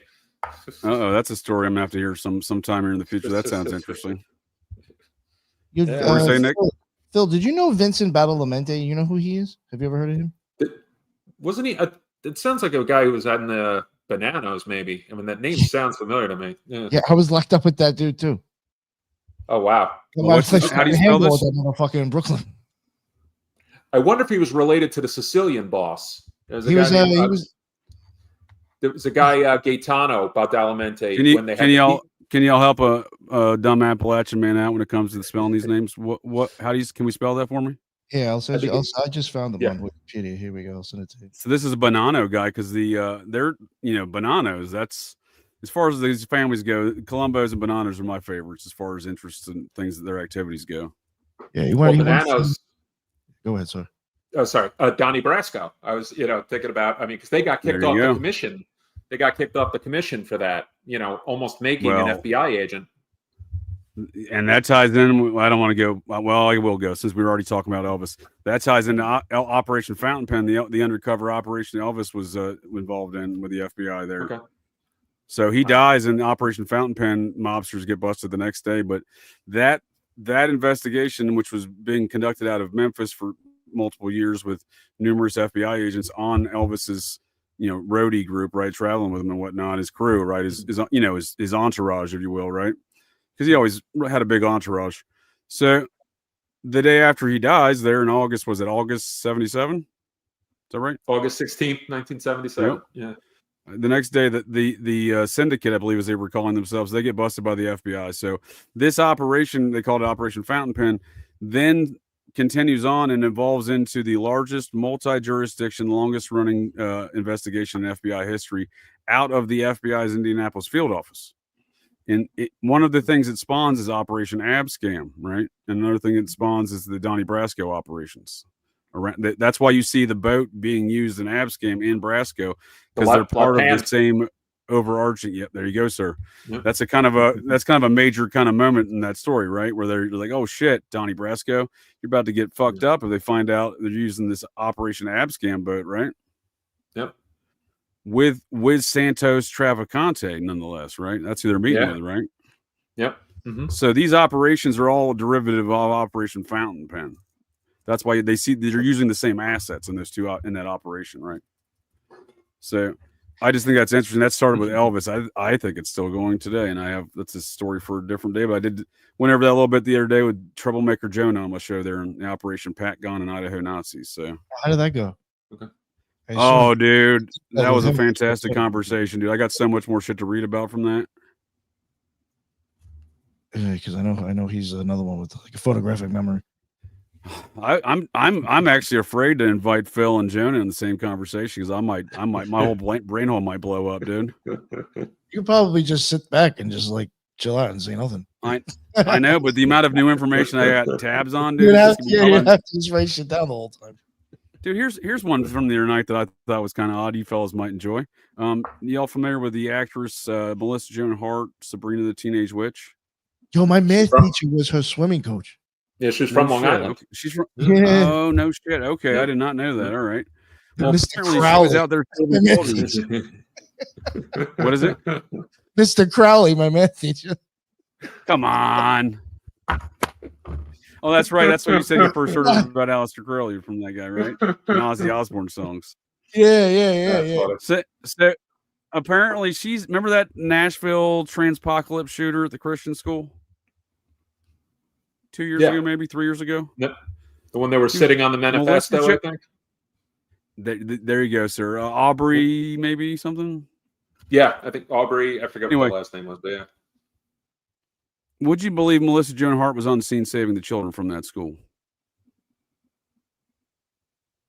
Oh no! Did I freeze? Am I back? No, you're good. You're good. I think we froze.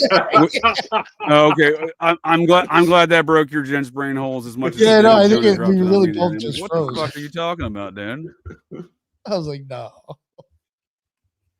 So I had so many tabs open from that conversation. I think it was a great conversation. Folks should check it out. But I joked at the end. I was like, I got 7 tabs open that are Melissa Joan Hart related, and I got 7 Melissa Joan Hart related tabs open. So that was that shocking of a revelation to me. Like, why is she like of all people, dude? Of all people, and I wanted to bring up that story. I'm glad you asked that because you didn't intend to ask that, but it teed me up for my point here. That why is Jodie Sweetin from Full House at the forefront of these LA riots? What's your thoughts on that, fellas? I'm actually wondering if maybe these. Would you like to see a video? I'll bring up a video if you'd like. Yeah, go for it. Yeah, I saw it too. Yeah. Hold up. Yeah, go ahead. I'll bring the video while you share. I just wonder if it's like, when people are like, when you hear Lady Gaga bitch about like this interview that was years ago, everybody thought like, oh, she's so cool, she doesn't want to have to sell perfume, which she's doing now anyway. Bitching about saying that like the industry makes you do things you don't want to have to do. I actually have wondered, is being like B people or extras in psyops actually part of their job as well sometimes, which is kind of what you're saying now. These people are showing up and being actual crisis actors. It's a paying gig, right? Yeah, and you're being a scumbag doing that shit. Yeah, it's a paying gig, right? Yeah, it's just part of their contract. Oh, I'm sorry, I'm not saying it's SAG sanctioned. What I'm saying is it's a paying gig. Yeah. Well, maybe like James Woods. That's exactly what I joke about when I say these folks look like from Central Casting, right? There you go, sir. That's a great example. He could have saved us all, Phil. If it wasn't for James, James Woods tried. He could have saved us all. Isn't that what he kind of claims, right? Yep. Yeah. Mark Wahlberg too, right? He's like, if I was there, I would have fought all those guys.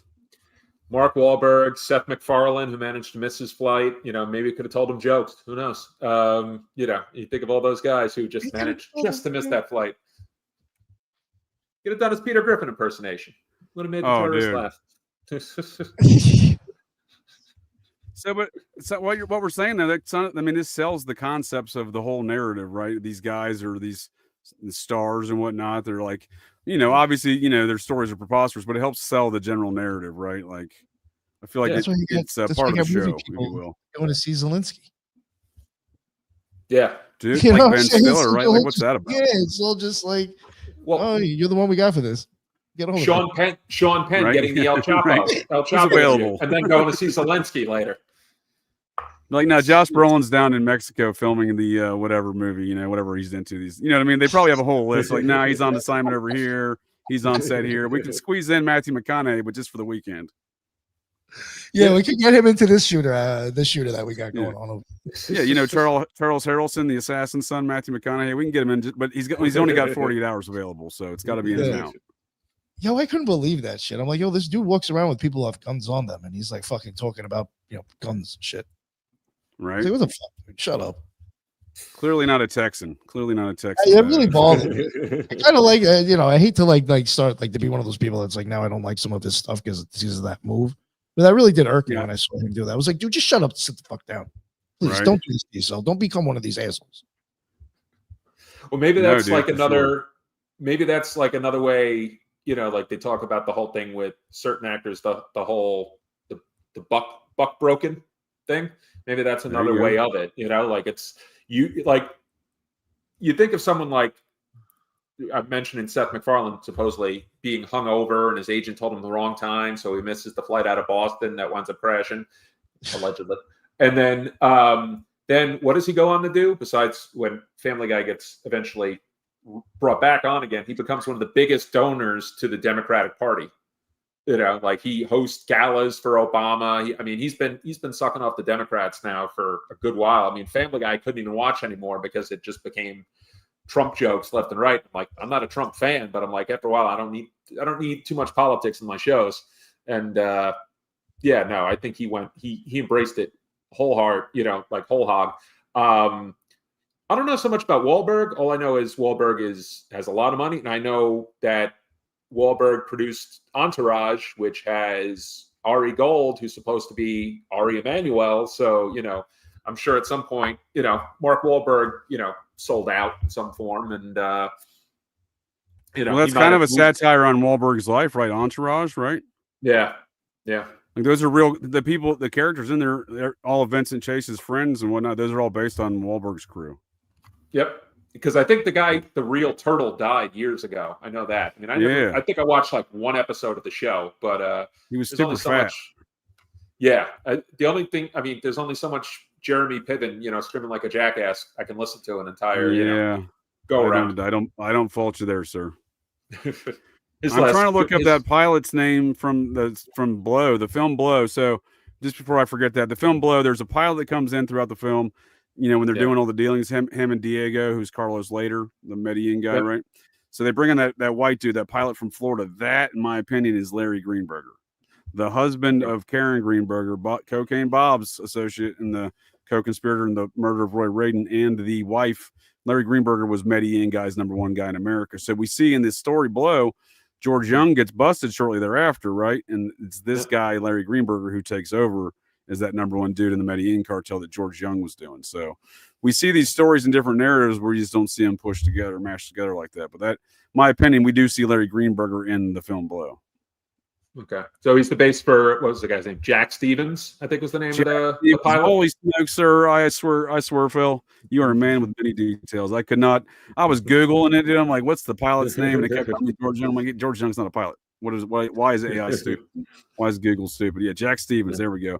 So Jack Stevens, my opinion, that is Larry Greenberger. Yes, sir.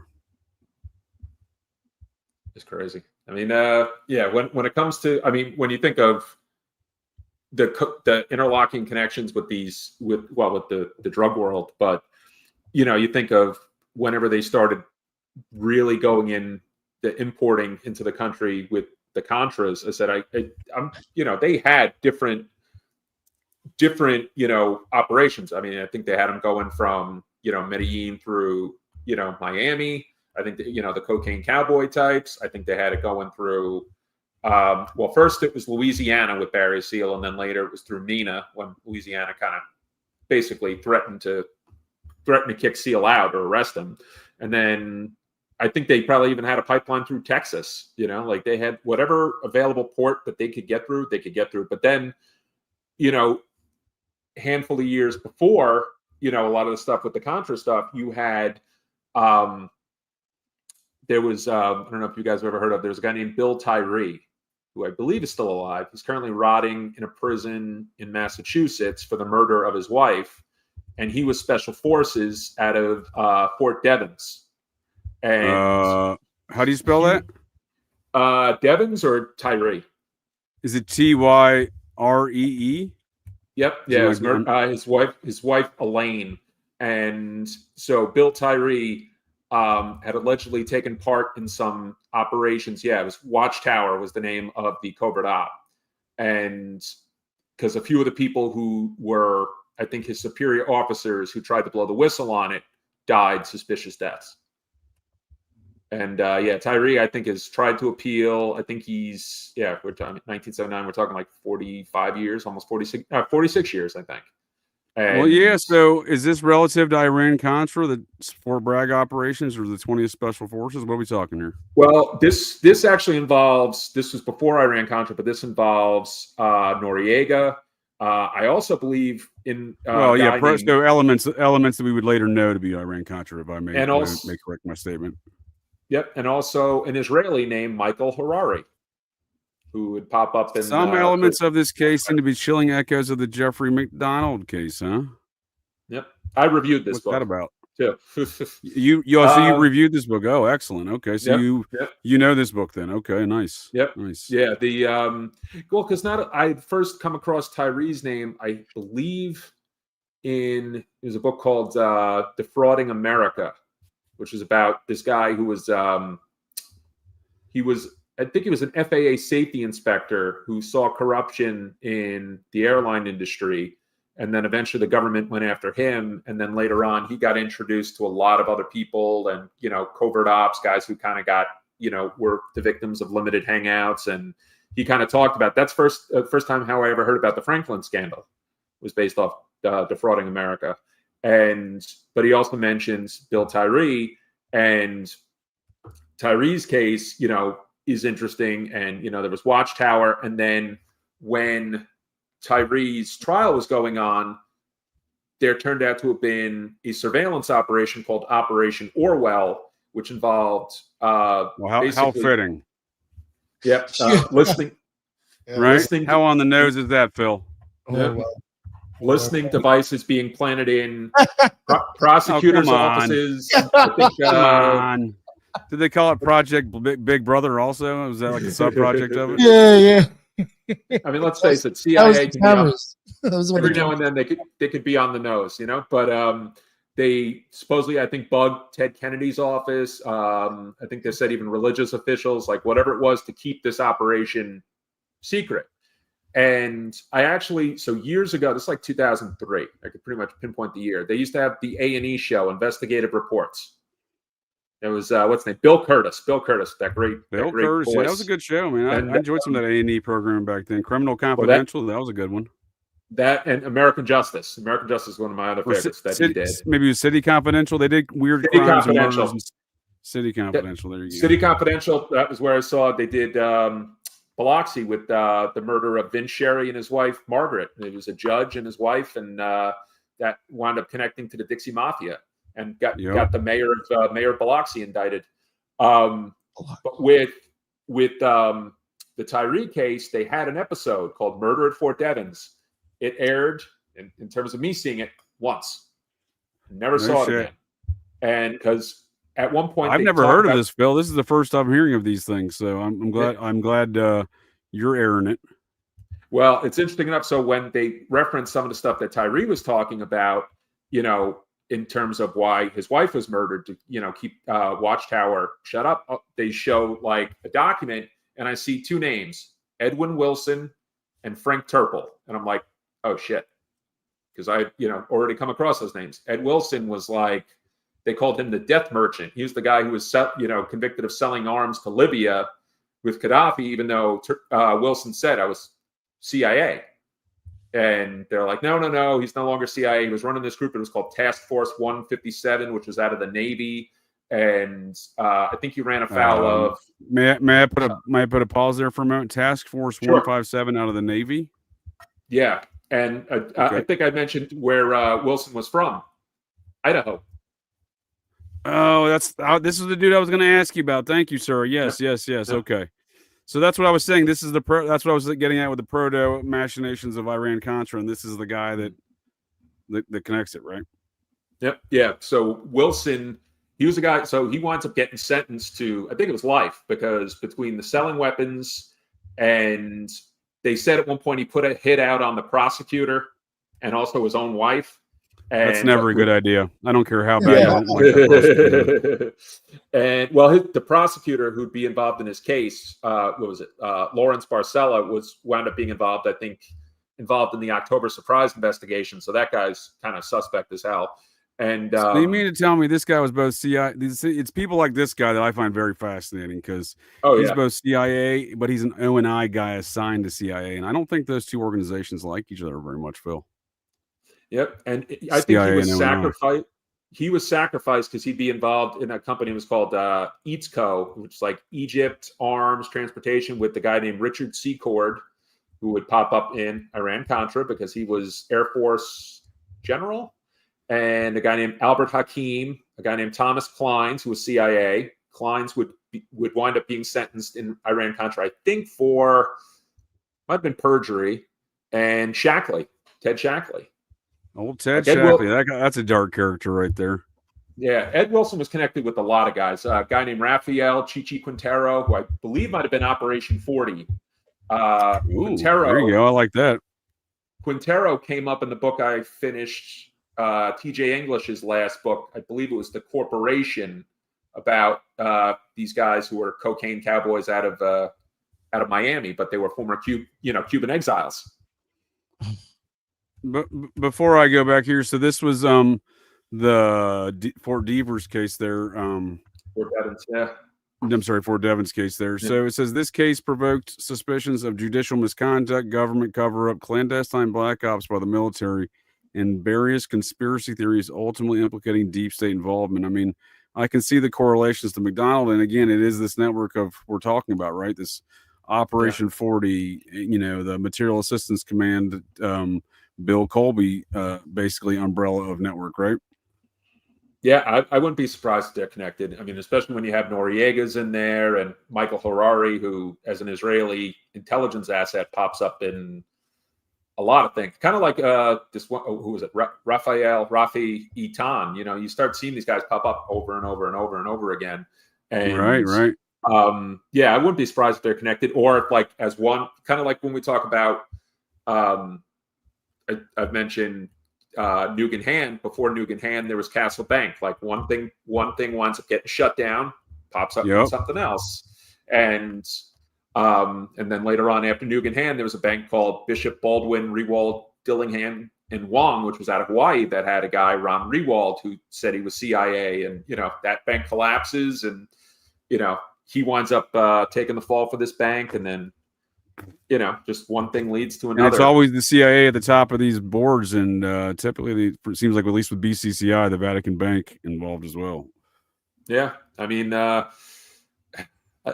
they said, what was it? I think that it was just coming across. I got Posner's book, which I started reading. I said, which I don't know, considering the fact that it's Posner and he's another one of those mainstream, narrative guys, from JFK to Martin Luther King. I mean, the Vatican Bank is like, I don't give into conspiracies. It's like, all right. Right. Very convenient there, Posner. Very convenient.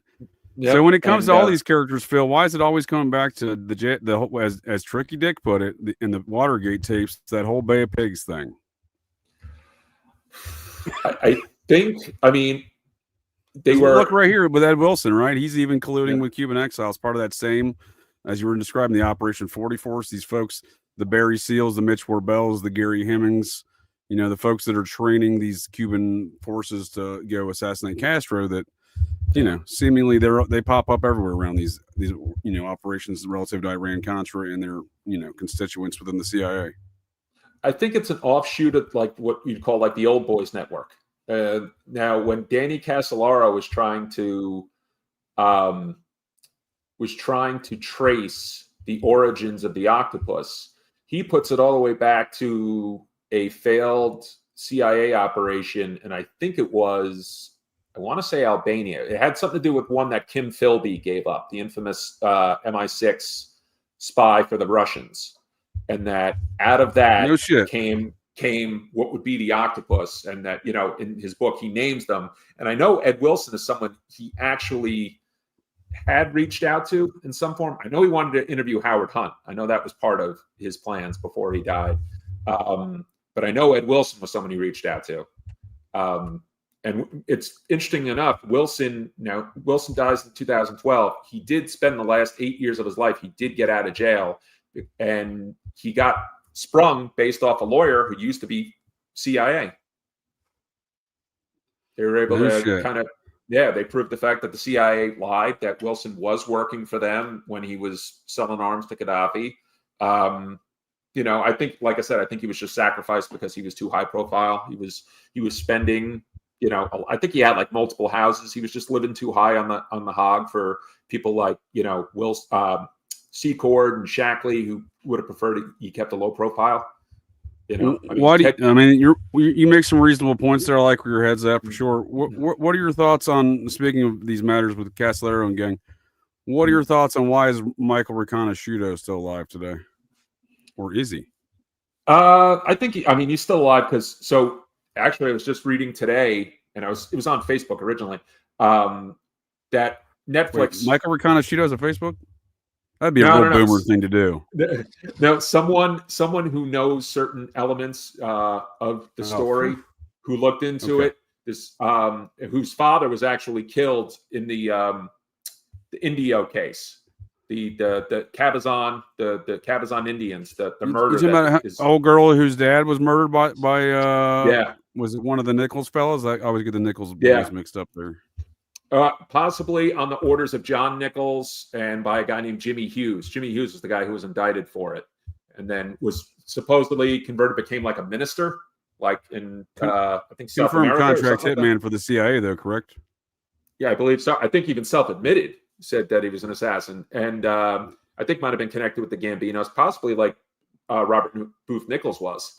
That's what I was going to say. These Nickel boys seem to be connected to the mob families, right? Yep, and Nichols was also connected allegedly no relation to the Yakuza, but with this Facebook post, Rachel Begley, whose father was, I think Ralph Boger was the guy's name, she was responding to allegations Riconosciuto made to Covert Action magazine, which had published like a further takedown of the American conspiracy, the Octopus Murders documentary, which got nominated. It's actually a great article. I've seen it. Yeah, it was good, but what she was counteracting was attacks on Sherry Seymour, who wrote The Last Circle about the octopus. Sure. I recall those aspects of the series, yes. And that Riconosciuto was accusing Sherry Seymour of lying, and that Gunderson was representing Riconosciuto and where she came in and all this. And there's been attacks on her because speaking of Oklahoma City, I don't know if you've seen on Twitter a little lately, is in the last few days, one of the researchers in Oklahoma City, who I used to really admire his opinion, has been going after Dr. Wendy Painting and anyone who supports her. And there's been a war of words. And is this the guy that got arrested for murder or convicted of murder? No, who? The one on Twitter? Yeah, I think his name was Julian Klebold. No. This is another Booth. He goes like OKC facts, and I guess Wendy Painting might have accused him of something, and now there was some dude. Yeah, I've seen that other guy. Yeah, okay. I've seen. Yeah, I just want to make sure I wasn't thinking of the same guy. Okay, thank you. Yeah, Booth has been going like off on a tear, and apparently, what's their beef now? What's it over? I think him and Wendy Painting used to be like close, like they used to kind of bounce ideas off each other, give each other research, and then I guess something happened where she said he was like, I guess, being overly friendly, and then it felt like after a while it kind of like got quashed, and then recently it started up again. They got Terry Yiki's widow involved, and like just misrepresentation, this and that, and then today he was going like scorched earth because people were telling him, "Hey, you're making this personal," and I guess that included Jesse Trenadu, the one whose brother was killed, who was found dead in prison. What was it, like, I think in the Midwest, or the one who they said killed himself but was beaten to a pulp, and he might have had some information in regards to McVeigh and that's fighting been the an FBI for 30 battle, years. right? Yeah. So I guess Trenadu and another guy, Ken Silva, who does great research, told Booth to tone it down, and he basically said, "Fuck these guys, I'm done with them." And yeah, he's like, "I am the king. I'm this." I'm like, is this guy like on fucking drugs or something? Like, I mean, he went scorched because even Dana had tweeted, said, "What do you hope to get out of this? Like, what's your end game here, buddy?"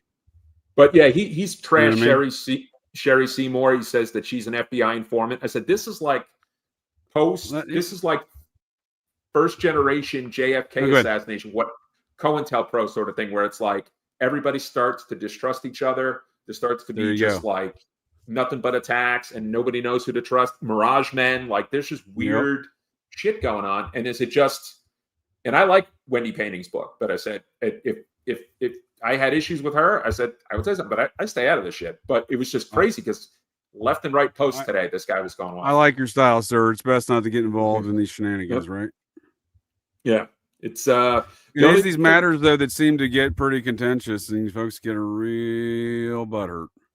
Yeah, the only one I like watching is when Dana goes after Manny Grossman, because Manny Grossman just seems like a guy who loves alienating everybody in his research. I not only love that statement, but I also have no idea what you're talking about, sir. But back to the Oklahoma City bombing, you were mentioning that Clinton book earlier. So what was the theory there on the Oklahoma City stuff? It was one of the first time I ever saw the name Andreas Strassmere in Elohim City, and what was it, Bob Millar and Carol Howe, and it kind of talks about that whole thing. I never knew.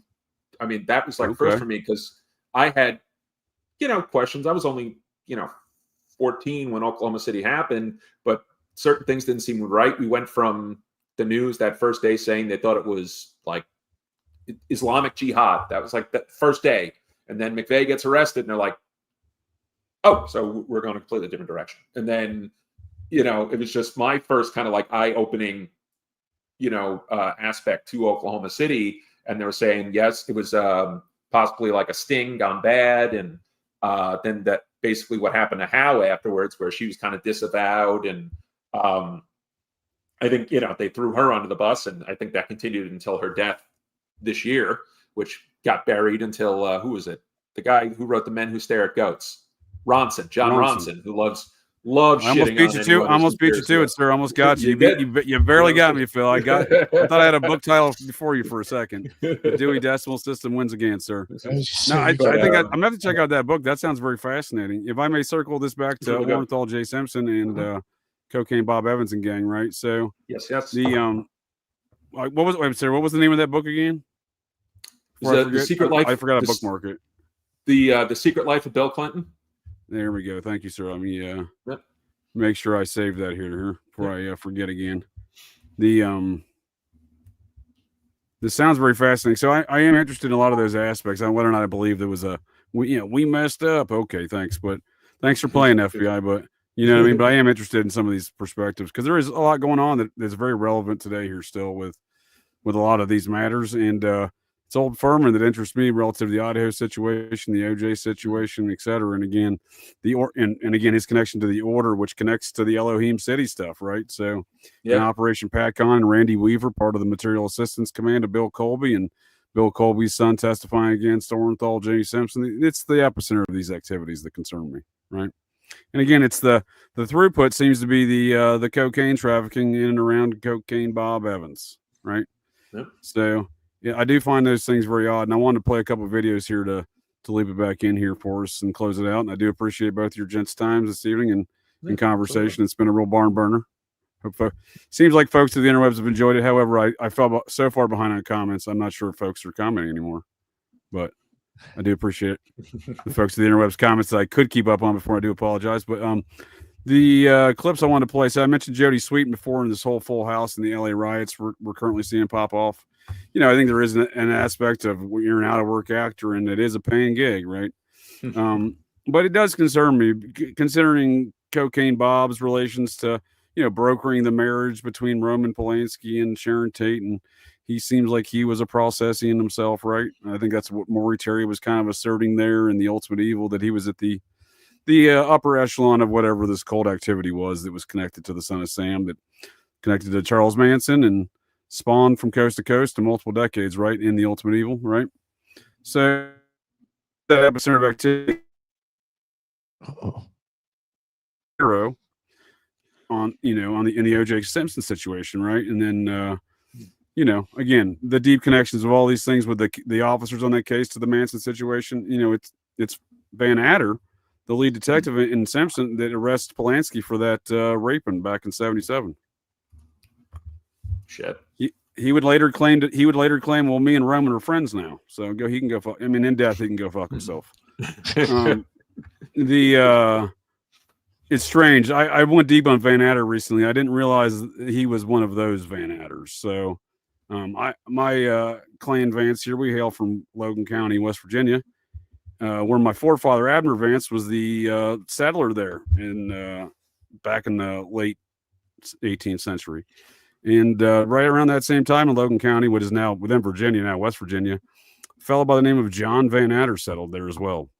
And those Van Adders intermarried with my clan Vance over the generations, where I have a lot of cousins named Van Adder, and and they're all cousins to Philip Van Adder. So that got weird this week when I discovered that one. But it is these epicenter of all these people out there, and it's strange. So Van Adder's father, grandfather, forefather, etc., is all from Logan and Lincoln County there in West Virginia, and right across the river, you have Charles Manson hailing from right there too. It's just a weird epicenter of activity to find these folks involved in business in Los Angeles, right? But relative to these videos here, it is that epicenter of activity with Manson and Cocaine Bob and the Tate Polanski house, which again has its connections to Idaho as well, because Sharon Tate, the victim there on CLO Drive, her father was U.S. Army Lieutenant Colonel Paul Tate, and he would famously go undercover in 1970 investigating his daughter's murder by growing his hair out long, a beard, and infiltrating the hippie scene. His protege was U.S. Army intelligence officer who would apparently assist him. That man's daughter tells a story how her father would travel through numerous assignments as the protege to Colonel Paul Tate, and in 1970 they would move to the Bay Area, where her father would go undercover for the next few years, and she wouldn't see him. I would argue he was assisting his boss, Colonel Paul Tate, in the investigation of the murder of Sharon Tate. That woman, I call her the Gooch. Idaho State Police Detective Victoria Gooch.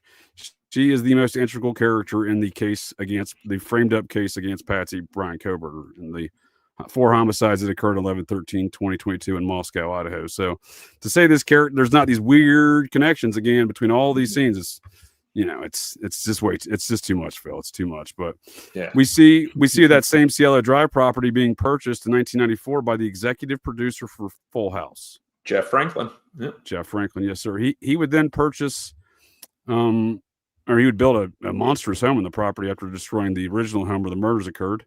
And after kicking Trent Reznor and Marilyn Manson out of the property, because that's who was residing there at the time, they were renting. And, you know, Marilyn Manson lives there today again, strangely enough. And in the basement of that property, owned by the executive producer of Full House, where Marilyn Manson lives again, is a museum to Elvis Presley. And if that's not a deep connection to Elvis and the Manson situation, I have a brief clip here to emphasize just how much Elvis and old Chuck knew each other.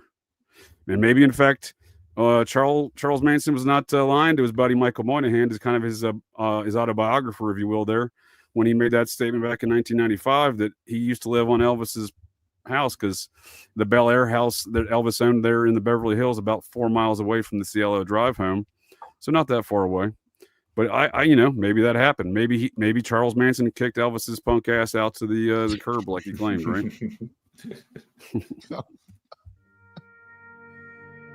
In 1969, when Charles Manson kills Sharon Tate and all those people up there, remember? Scared him to death. He armed every one of us. That's when it became very paranoid. And then we get the death threat in Las Vegas.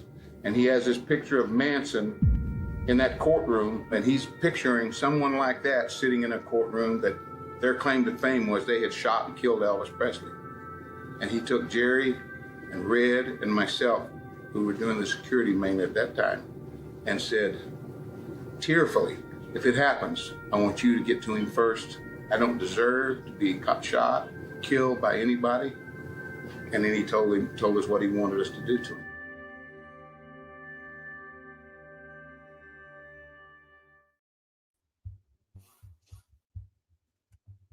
You know, kind of weird, right? For these weird, if they didn't know each other, why is he gearing up so much? He was about something, right? Yeah. Well, they were talking about, and again, that relationship with his. Oh, go ahead. And I was saying, like, in the wake of the Tate murders, is how, like, you know, Hollywood all of a sudden they were like, yep, we got to start arming, we got to start getting guard dogs, you know, this and that, and, you know, it's like, well, was it because you just thought it was a random at the forefront of that, right? I'm cutting out. Go ahead. I was just saying, look, making those statements, right? Steve McQueen, Peter Sellers, Steve McQueen, right? Yep. Yeah. You mean the guy that was clearly in some weird sexual relations with Cocaine Bob and his wife, Allie McGraw? That's Steve McQueen? Yep, and that at one point there was consideration of having McQueen killed. I have no doubt. You know what's funny? He also hails from the same region of West Virginia as Philip Van Natter and right across the river from Charles Manson, strangely enough. Shit. That's for those. I know that because I also got McQueens in my family. In fact, we call her, so my second great grandmother dropped the Mick and just went with Queen, but it's the same family there, and they all hail from that region of Appalachia. That's what I'm saying. There's a lot of weird stuff there within all these folks going back to that specific area of Appalachia. Seems like possibly an older dispute, but nonetheless, it's an odd epicenter of activity, Phil. And when we're going back to the Full House stuff and Cocaine Bob and Jodie Sweetin, so when I see Jodie Sweetin out there doing this stuff, with a battery in Philip's club, you should step back. Can you give a shout to cutscene? What? Me, shout to cutscene. Me. What's up? Hey man, what's up? You're doing a good job. You know, when I see that stuff and I see, you know, the Jeff Franklin purchasing the Cielo Drive property and letting, clearly it's not really a change of, you know, it's a change of ownership and, you know, the physical structure, but, you know, again, Marilyn Manson was living there before and he's living there again. So what changed, you know? Then I see, you know, the Full House. I don't know if you recall. I mean, sounds like we're the same age there, Phil. I believe we've discussed this before as well. That we're roughly the same age, the same as Nick is. We're all approximately the same age. Y'all remember Full House? Growing up, there was the Beach Boys were prominently on that show. It seemed like that was a kind of a theme, right? Charles Manson's friend, the Beach Boys. Yeah, and Stamos drummed for them too. Like he was in the Kokomo video. On the, you mean the one? You mean the video of the song written by Terry Melcher? Charles Manson's friend. He was co-writer of Kokomo along with the Wilson Boys. Charles Manson's friends. That's crazy. The guy that lived at Cielo Drive, right? And then I see all these photos with Cocaine Bob over the years. He's really chummy and likes to hug around that Full House cast a lot. I'll tell you this much. That's crazy. Here he is with these fellas. So, when I see these things relative to the whole narrative of Elvis, Cielo Drive, the Manson family, and nonetheless Cocaine Bob, I see Jody Sweden out there. I'm like, process. People got to process, Phil. They got to create chaos. Jody Sweeten used to have a hell of a drug habit too. I think she was like big kidding. Big meth addict. I think something like that. Yeah, don't she get whole new teeth and stuff and everything, right? She got a whole new grill, right? That's how bad it got, right? Yep. And two other things. I still think Saget's death is very, very weird. And I think Saget's life is very weird, sir. Let alone his death. Well, yeah. And then what was it? Franklin got Me Too'd off the Fuller House, off the spinoff. Is that a power move within the cult system? Possibly. I mean, they said inappropriate behavior, which is a very wide spectrum. Are we talking Harvey Weinstein inappropriate? Are we talking Joss Whedon, or are we talking like Jeffrey Tambor? What exactly on the spectrum of inappropriate are we talking about? Are you just an asshole, or are you just someone who has inappropriate contact? I said that's whatever happened to Dave Coulier? Cancer. I know that. Oh no shit! Is he dead? He died. No, he's alive. But if we're talking inappropriate, about when did he start seeing Alanis Morissette? Too many bear claws. He's Canadian. He had too many bear claws lodged right here. Like Chris Farley did. Yeah, he was. He was young, right? She wrote the song "You Ought to Know." That's about Dave Coulier. No shit. Alanis Morissette, huh? Because he was You're a wealth of knowledge, sir. I had no idea of that. Nickelodeon. So Nickelodeon, Dave Coulier had a show. Alanis Morissette was on You Can't Do That on Television for about a year. Yeah. Well, she's how disgusting is that show in hindsight, if I may? Considering the Nickelodeon legacy. I mean, people think it started They're dropping green goo over all these kids. Dude, get out of town, dude. It's a bukkake fest of sorts. If you go back and look at some of that shit, you're like, yo, what the fuck? Yeah. Yeah, dude. Yep. It's I'm creeped out. I'm creeped out thinking about it. You know what I mean? Well, and that's what I just watched. What was it? It was only through another podcast, video, the Quiet on the Set, when they were talking about Dan Schneider, and it was like, yeah, no, I guarantee he wasn't the only one. But I said, yeah, it don't look good. I mean, you see the Ariana Grande stuff. I had already read. Oh God, dude. All them kids are a mess, right? Here's my problem with the Dan Schneider tale. I admit he's obviously a full-blown creepster, but that whole narrative relative to Amanda Bynes deters everybody from a very, very important factor in the downturn and disaster that became Amanda Bynes' life. And that is, for many years, she was very close friends, many photographs, tabloids, etc., with a fellow by the name of J.J. Bryan. They were inseparable for about 4.5 years. He was the leader of a neo-process church offshoot cult known as Victorianism. And he started that after he worked as the assistant for Major General retired Air Force Brent Scowcroft, the right-hand man of Henry Kissinger. So he went from, Scowcroft was also National Security Advisor as well. So this dude goes from assistant, and Gerald Ford, so multiple times, much like his pal Kissinger, multiple times. So this dude goes from being Scowcroft's assistant to being like, I'm going to go start this process church offshoot. And then I'm going to go be really good friends with Amanda Bynes. I'm not going to say he was controlling her, but you look at the photographs. You decide. You look at it. I'm not saying you, Phil. I'm saying folks of the interwebs. Don't take my word for it. Just go look at these photos. You'd make your own decisions. And I'm just saying, Dan Schneider obviously not good for Amanda Bynes' downturn, but let's also look at some other factors that may have contributed. J.J. Bryan and perhaps she was a member of this neo process movement, like them Nexium girls in the Smallville show, right? Well, there was just to add a point. There's something with certain these kid actors, and then there was one. There's an actor, Andrew Keegan, who was in 10 Things I Hate About You. He was in, I think it was... you talking about that weird cult he made out there in Santa Monica? Yep. Oh, shit. 100%. Please do. I love this story. I mean, I forget what the cult's name was, but I just remember seeing him. I'm like, yeah, that's sort of... Yeah, but that's a great example. He was like an A-lister, but he was this main, like, kind of heartthrob character of 10 Things I Hate About You. He did some other stuff, right? He was in a modern... He was in another movie with Julia Stiles, and it was called O. And it was like an Othello... modern day Othello, and it was what's his name, Mekhi Phifer and Josh Hartnett. Yeah, I totally forgot about this, dude. I'm glad you brought this up. I like this story. Andrew Keegan, right? Yep. Yeah, you'll recognize his face, Nick. I mean, like his name's not notable, but he was in enough shit. You're like, oh, that dude. Yep. I was about to say he's got to have a Wikipedia, the source of all information on the interwebs. Yeah. He does. Sounds familiar, the name. Yeah, I can't think of the other movies. He definitely did some more of those 90s teen films, right? He was a 90s teen guy.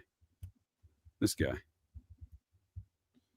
I mean, now it looks like shit, but yeah, I mean, you see it came nowhere. Cocaine's a hell of a drug, Phil. Cocaine's a hell of a drug. Oh, and he was so on is Jesus. Heaven. Apparently, this guy's got his own, like, again, when I say Jesus, I mean, he's got his own version of, I think he's Jesus, kind of like Jared Leto's Jesus, you know what I mean? That kind of thing. He's got that. That's the dynamic of his cult, as I recall. Jared Leto's got his Jesus cult, like where he's Jesus. My understanding, that's the deal here with this guy's as well. I find it funny. I don't know if he's explicitly Jesus, but he wears the white. You know what I mean? He's doing the whole Son of God routine, right? I see Seventh Heaven on there, and that had a there we go.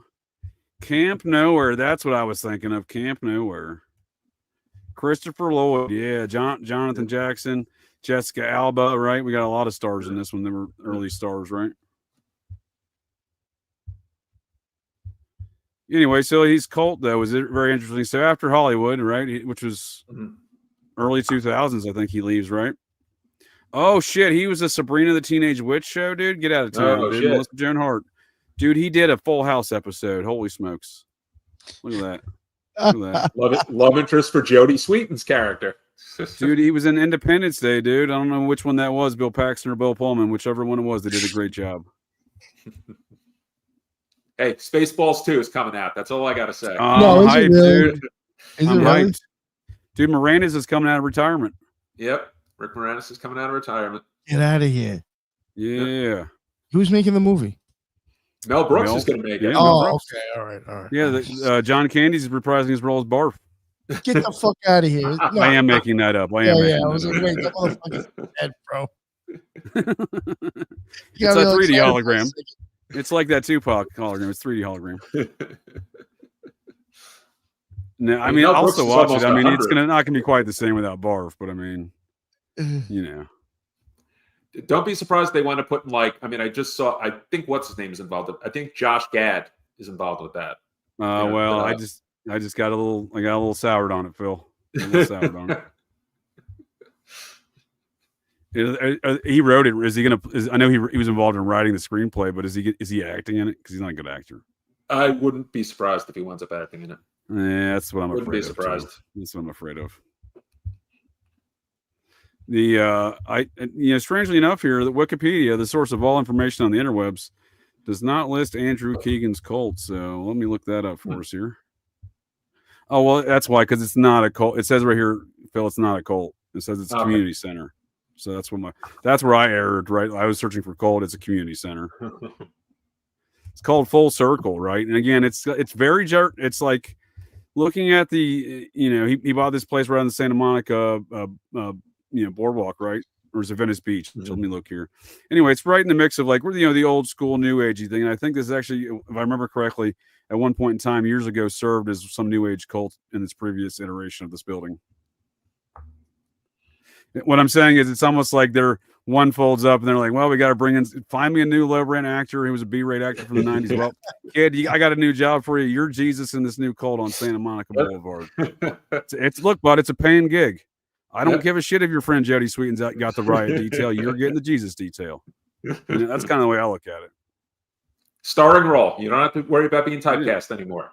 Yeah, like, look, dude, royalties of this, it's going to be endless for you, bud. We're just going to keep cutting you a check. I mean, you get a check for $5 every week for 10 things I hate about you. Eventually, it's going to dry up. No one likes that shit anymore. Heath Ledger, no one even knows the name Heath Ledger anymore, sadly. But see, what I did like him. He's a good actor, but you know what I mean. But like, there's no way they're really playing that shit much. There's not much play out of that stuff. So this guy's looking for work, and I don't say that in a completely, being a shithead about it. But like, when Bill Cosby got busted for all the Jell-O pudding rapes. The cast of that show was living off of their royalties. They actually were getting royalties. So the fellow that played his son-in-law, Elvin or some sort of that, who was working at a supermarket. There you go. He started working at Trader Joe's, bud. So these things happen. I don't disrespect the man for having to do that. What I'm saying is, the royalties dried up because suddenly everyone's like, well, we can't do Aaron no Bill Raper shows, so we got to go find a job, bud. So there is an element to these actors and lack of royalties they may find that they're living off of and that suddenly no longer exists. Yeah. For various reasons. Not necessarily the rapings, but well, you almost have to be like a united front on certain of these things. Like, what was it? Friends used to negotiate together for everything. And then Seinfeld, when Julia Louis-Dreyfus, Jason Alexander, Michael Richards heard about the deal that Larry David and Seinfeld cut for residuals and also DVD sales, they're like, we're getting a cut, but we're never doing anything further for the show. Right. No, it's a strong move. It's a power move. I like it. I can respect that. Do you remember this film? I loved this film when I was a teenager. Heard of it? Never seen it. Oh man, it's a mind fuck. Well, Furlong fell far. It's a total. And it may have been as a result of this fucking movie, dude. I'm not making that up, dude. This is a mind fuck. I mean, you see him now. Let me bring this up for you. Do you remember this one, Nick? No. Oh man, I don't want to ruin your all's evening or cause any kind of disturbing thoughts, but this is a fucking weird movie, dude. I liked it. It just because it was, it's a thought-provoking film, and I like things that mess with reality in timelines like this, but it's fucked up, man. Let me just read a synopsis for you because I'm obviously not doing it any justice. But what caused this comment? I like the comment. I'm just curious what caused this. No, it was I don't know. Let me read this for you. After a car accident killed his mother and permanently injured his leg, teenager Michael Brower, Edward Furlong, lives an isolated existence in his absent father's house. He spends his spare time watching his neighbor and crush Kimberly, so that that kind of that the rear window situation, almost like a Hitchcock kind of situation, right? So it's not directly, but it's they're paying homage to that aspect in this horror film. A horror films and video games fan, Michael's only friend is a similar-minded misfit named Kyle. They are members of the school's horror club, which draws the principal's ire. After Kyle tells him about a new ultra-realistic game called Brain Scan, Michael mail orders the first disc. So this is 1994, right? So this is literally like, this is right when they put some CDs and some games on a CD, right? Like this is brand new shit for computers. So, he gets this is a horrible synopsis they're running me on through, but so I'll give you the better one. So he puts the disc in and plays the game, and it suddenly takes him into an alternate reality, but he doesn't realize, spoiler alert from a 1994 film, folks. He doesn't realize it, obviously, but he's spun into an alternate reality that he wakes up into, after playing this game, right? So he puts the game and starts playing, and then sees some like almost like hypnotic imagery, right? And the next thing he knows, he's falling asleep, and he wakes up and he's in again, he doesn't realize it, but it's a shifted reality, and it's a fucking hellscape reality kind of deal, right? You know what I mean?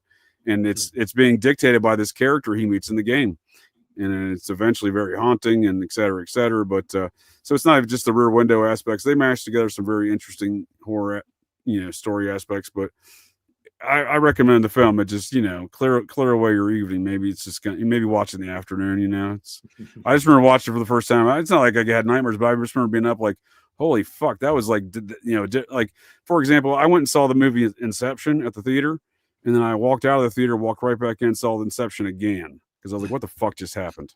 I You know what I mean? Nice. I had one of those kind of Nice. effects to it. You know what I mean? So it was a good film. I mean, and right, yeah, you're right. Right after that, Edward Furlong looks like an old lesbian now, like a middle-aged lesbian. He's not aged well. Yeah, he kind of like Axl Rose to a degree. Yeah. Like Are they twins? Because cocaine's a hell of a drug, apparently. Well, have you seen the picture of like someone was like, when did Axl Rose turn into Mama Fratelli from the Goonies? And they showed the picture together, and it was like, oh my god, yeah, Mickey bad. Rourke and Axl Rose. Yeah, they're rough, man. They're real rough. Oh, Mickey Rourke, holy shit! Yeah. Have you seen that photo with those two together? They look like an old lesbian couple. Yeah, they do. They definitely do. Actually. They have a couple cats. They knit some sweaters together on the porch. That's what they look like. You know what I mean? Yeah, they showed a picture. I think it was like a horror convention, and it was like people from Terminator. It was like Robert Patrick, T2 from the T1000 from T2. Kind of the height of his career, right? Yep. Kind of the height of his career. I don't know. He's been in a lot of. I mean, he was in Sons of Anarchy, and like he's been around. That was my nice way of saying he's a terrible actor. But yeah, I've seen him around. Yes, sir. And his brother was in the group Filter. He was the lead singer of Filter. That's right. And but Hey Man, Nice Shot, right? Who was the other one? Wasn't that their single Filter? Hey Man, Nice Shot. Hey Man, Nice Shot. Yep. That was that. Because Richard Patrick, the brother, was also, I think, in 9 Inch Nails. I think at one point, or at least I know he was connected with Trent Reznor. But yeah, I did not know that. I did not know that. That's interesting. Yeah. There's a picture. Yeah, it was Edward Furlong, Lance Henriksen, who was in the first Terminator, but was also in Aliens and tons of other shit. Who's like 80-something years old now. Michael Biehn, who was Kyle Reese from. Dude, he was a big star. Like they had a lot of hopes for him. He was an alien too, right? Yep, he was an alien. So he was in Aliens with Lance Henriksen, and he was in Tombstone. He was. Yes, he was. Like, I'm not gonna be your Huckleberry. Yep, and he's the one who said later on about Val Kilmer is like I wish I'd worked with him. I knew Doc Holliday, because I guess Val Kilmer was into. Yeah. Holy shit! Oh yeah, holy shit! I mean, that's they look, rough. Phil. They're just a couple. They're just an old aging lesbian couple. Let's leave them be. Let's leave them be. Well, look at the cocaine does to these fellas. I mean, that's a fucking hell of a drug. Oh gosh, yeah, it's rough, real rough. Well, another cocaine Bob connection. Who was one of his good buddies? Slash. You ain't kidding. They were next door neighbors. You ain't kidding, sir. They were real tight. And he put in Kid Notorious, the Comedy Central show that got bounced after a season.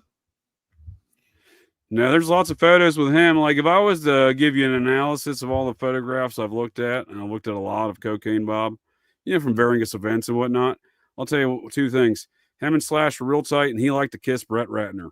Him and Brett Ratner liked to smooch. They smooched a lot. Them boys were smooching everywhere. Another Me Too guy, Brett Ratner. Well, he's also the long-term business partner and production co-owner of the production company with Steve Mnuchin. Skull and Bonesman and Treasury Secretary during the first Trump administration. Yep. It's a weird epicenter of activity. When you're smooching on Steve Mnuchin's business partner here, buddy, I don't know what's going on in life, but it's a weird epicenter of activity. Cocaine Bob is always at it, though, right? Said even dead, he's still at it. Even in death, he's got his minions, Graydon Carter, Barry Diller. These characters, they're out there doing the bidding, I would argue, of old Cocaine Bob.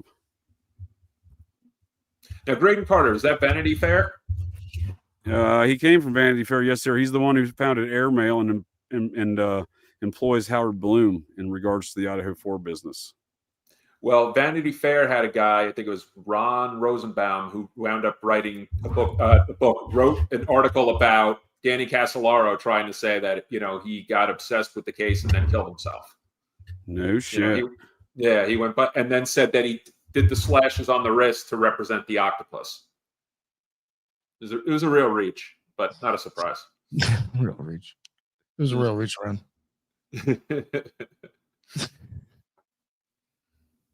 Am I back? Oh, he froze.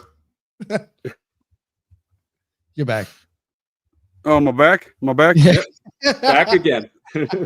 Well, that may be a good time to call it in here, folks. Bring this in for Lane and folks at the interwebs and gents. I appreciate your time, Phil. I'm obviously going to tell you I'm going to need to go ahead and get after the show, in the near future, get our calendars together for a future appearance back here on Fridays, because I'm not going to lie to you, sir. Again, I got nothing but notes and details, and I enjoy every minute of these conversations, and I greatly appreciate your time. I appreciate it.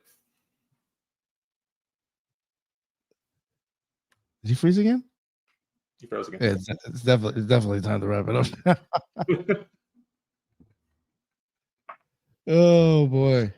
There you It's getting a little silly. It's getting a little silly. My back. All right. You're back. If I may offer you some closing statements, take your, by all means, as many statements as you need to. Anything you want to wrap up tonight, or any statements you'd like to make there, Phil? Cocaine's a hell of a drug. Cocaine is a hell of a drug. It's a very accurate statement. Very accurate statement. Seriously, lots of great stuff. And any other closing statements for anything you want to sum up? You put a bookend on, maybe. Just anything you want to recommend folks check out, maybe anything you're working on blog wise, anything like that, or I'm always reading something, but right now I think my next conspiracy anything book that I'm doing, I was reading a book about Howard Hughes, and I know that's a big topic. I know Heidi loves that. Yeah, and actually, it just told her about a book I was doing for a review. It's called The Mormon Mafia and Me, about a guy who's suing the LDS Church in regards to stealing his family's fortune and disinheriting him out of $250 million. What I'm hearing you say, sir, is the next time you're here, Heidi will be here. We'll be discussing some Mormon business as well.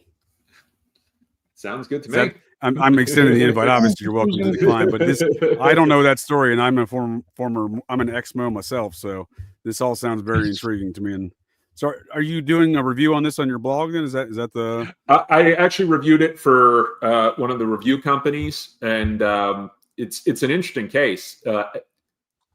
Eliason is the guy's last name. His name is Brett Eliason, Eliason. I did reach out to Heidi and let her know she wasn't familiar with it either.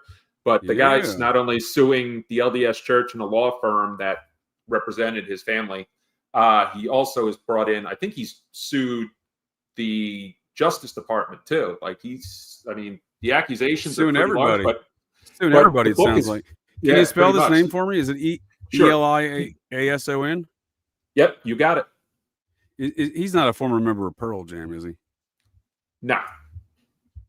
Because there's a former member of Pearl Jam by that precise same name. Spelling. Which would be news to me, because I know all the guys at Pearl. The only members of Pearl Jam that's ever changed were the drummer. That would be new to me. Studio guy, maybe. That'd probably look here. Yeah, well, I'll look into see if it's the same. It'd be weird if it's the same guy, right? That'd be really weird, right?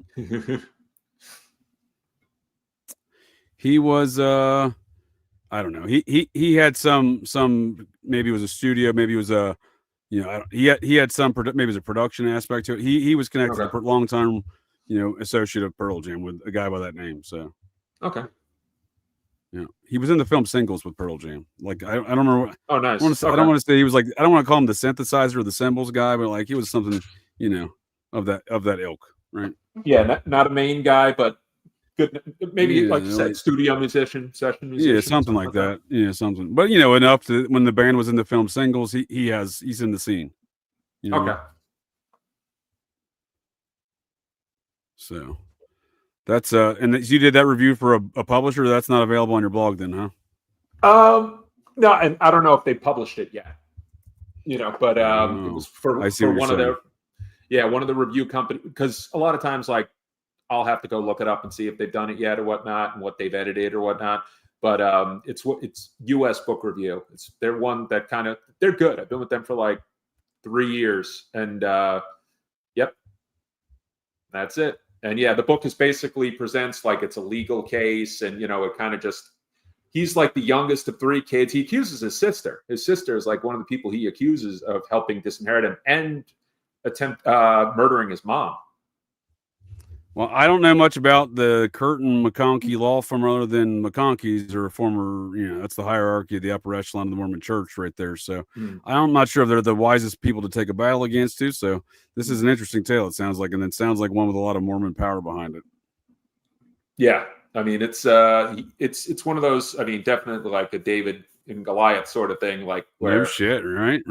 Don't know if he's going to get anything out of it, but yeah, I mean, it's broken him from the rest of his family, and I mean, he levies some very serious charges against his own sister. Does this have anything to do with who were the fellas there we were talking about before, Nick? The Levites. Yeah. Oh, I've heard of those guys. I think those are the guys that. Is it David Levitt? Yeah, well, one of them was the governor. The one that was not the governor was the brother. That was the Utah County prosecutor. That was had the press conference. Like, hey, my wife and I don't eat kids. And we're like, no one asked you if you ate kids, buddy. Why you hold the press conference? Yeah, he told on himself, and then they looked into him. Yeah, dude. They're like, yo, why are you even saying that? Yeah, what a weird thing to say, sir. Why are you telling us this? There's just such weird things inside that. I mean, in that church. I mean, just in terms of the scandals are always insane. I still got to watch Under the Banner of Heaven? The one that they did. Have you seen the one on Mark Hoffman? I saw the Netflix on Hoffman. Yeah, there's a lot to that tale. I remember hearing about, what was it, with the hand, with breaking his hand or whatever it was, that he couldn't write anymore, couldn't do forgeries or whatnot. But I was watching that FX miniseries Under the Banner of Heaven about the wife and child that were killed, and it was like, I think it was like the brothers-in-law, I think, wound up being involved or something like that. I think it was in the 80s, it's not late 70s. They're no, folks. A lot of like point figures of the Catholics and the Vatican, but they're the mothership, as I call them in Salt Lake. They got a lot of scandals themselves, right? Yeah, it's definitely interesting. Well, we can talk about some Mormon stuff in the future. I'm always happy to do that, sir. So I appreciate your time there, Phil. And if I may ask, Nick, you have any closing statements, thoughts, or anything you'd like to plug, or maybe sing us a song? Oh no, you're not gonna want that, especially not now. No, nothing really. A lot of stuff again, Phil. Whenever you come on, it's just tons and tons of shit. I always appreciate it. Had a good time. The chat was awesome. That's what's up. Yeah, I'll just plug the Occult Rejects. All major podcasts, BitChute, Rumble, all that stuff.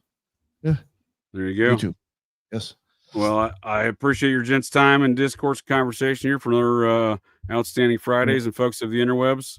Same to you. Appreciate the chat and the folks here. And hopefully, you found this as entertaining as I did, because I definitely enjoyed the conversation and had a great time there, both you gents. And Operation GCD Sundays. May or may not have eaten human meat burgers. Come find out. 8 p.m. Eastern times. And on that note, I will leave it on that. Thank you all again. Well, that's it. That's the show here, folks. So the next time you're out on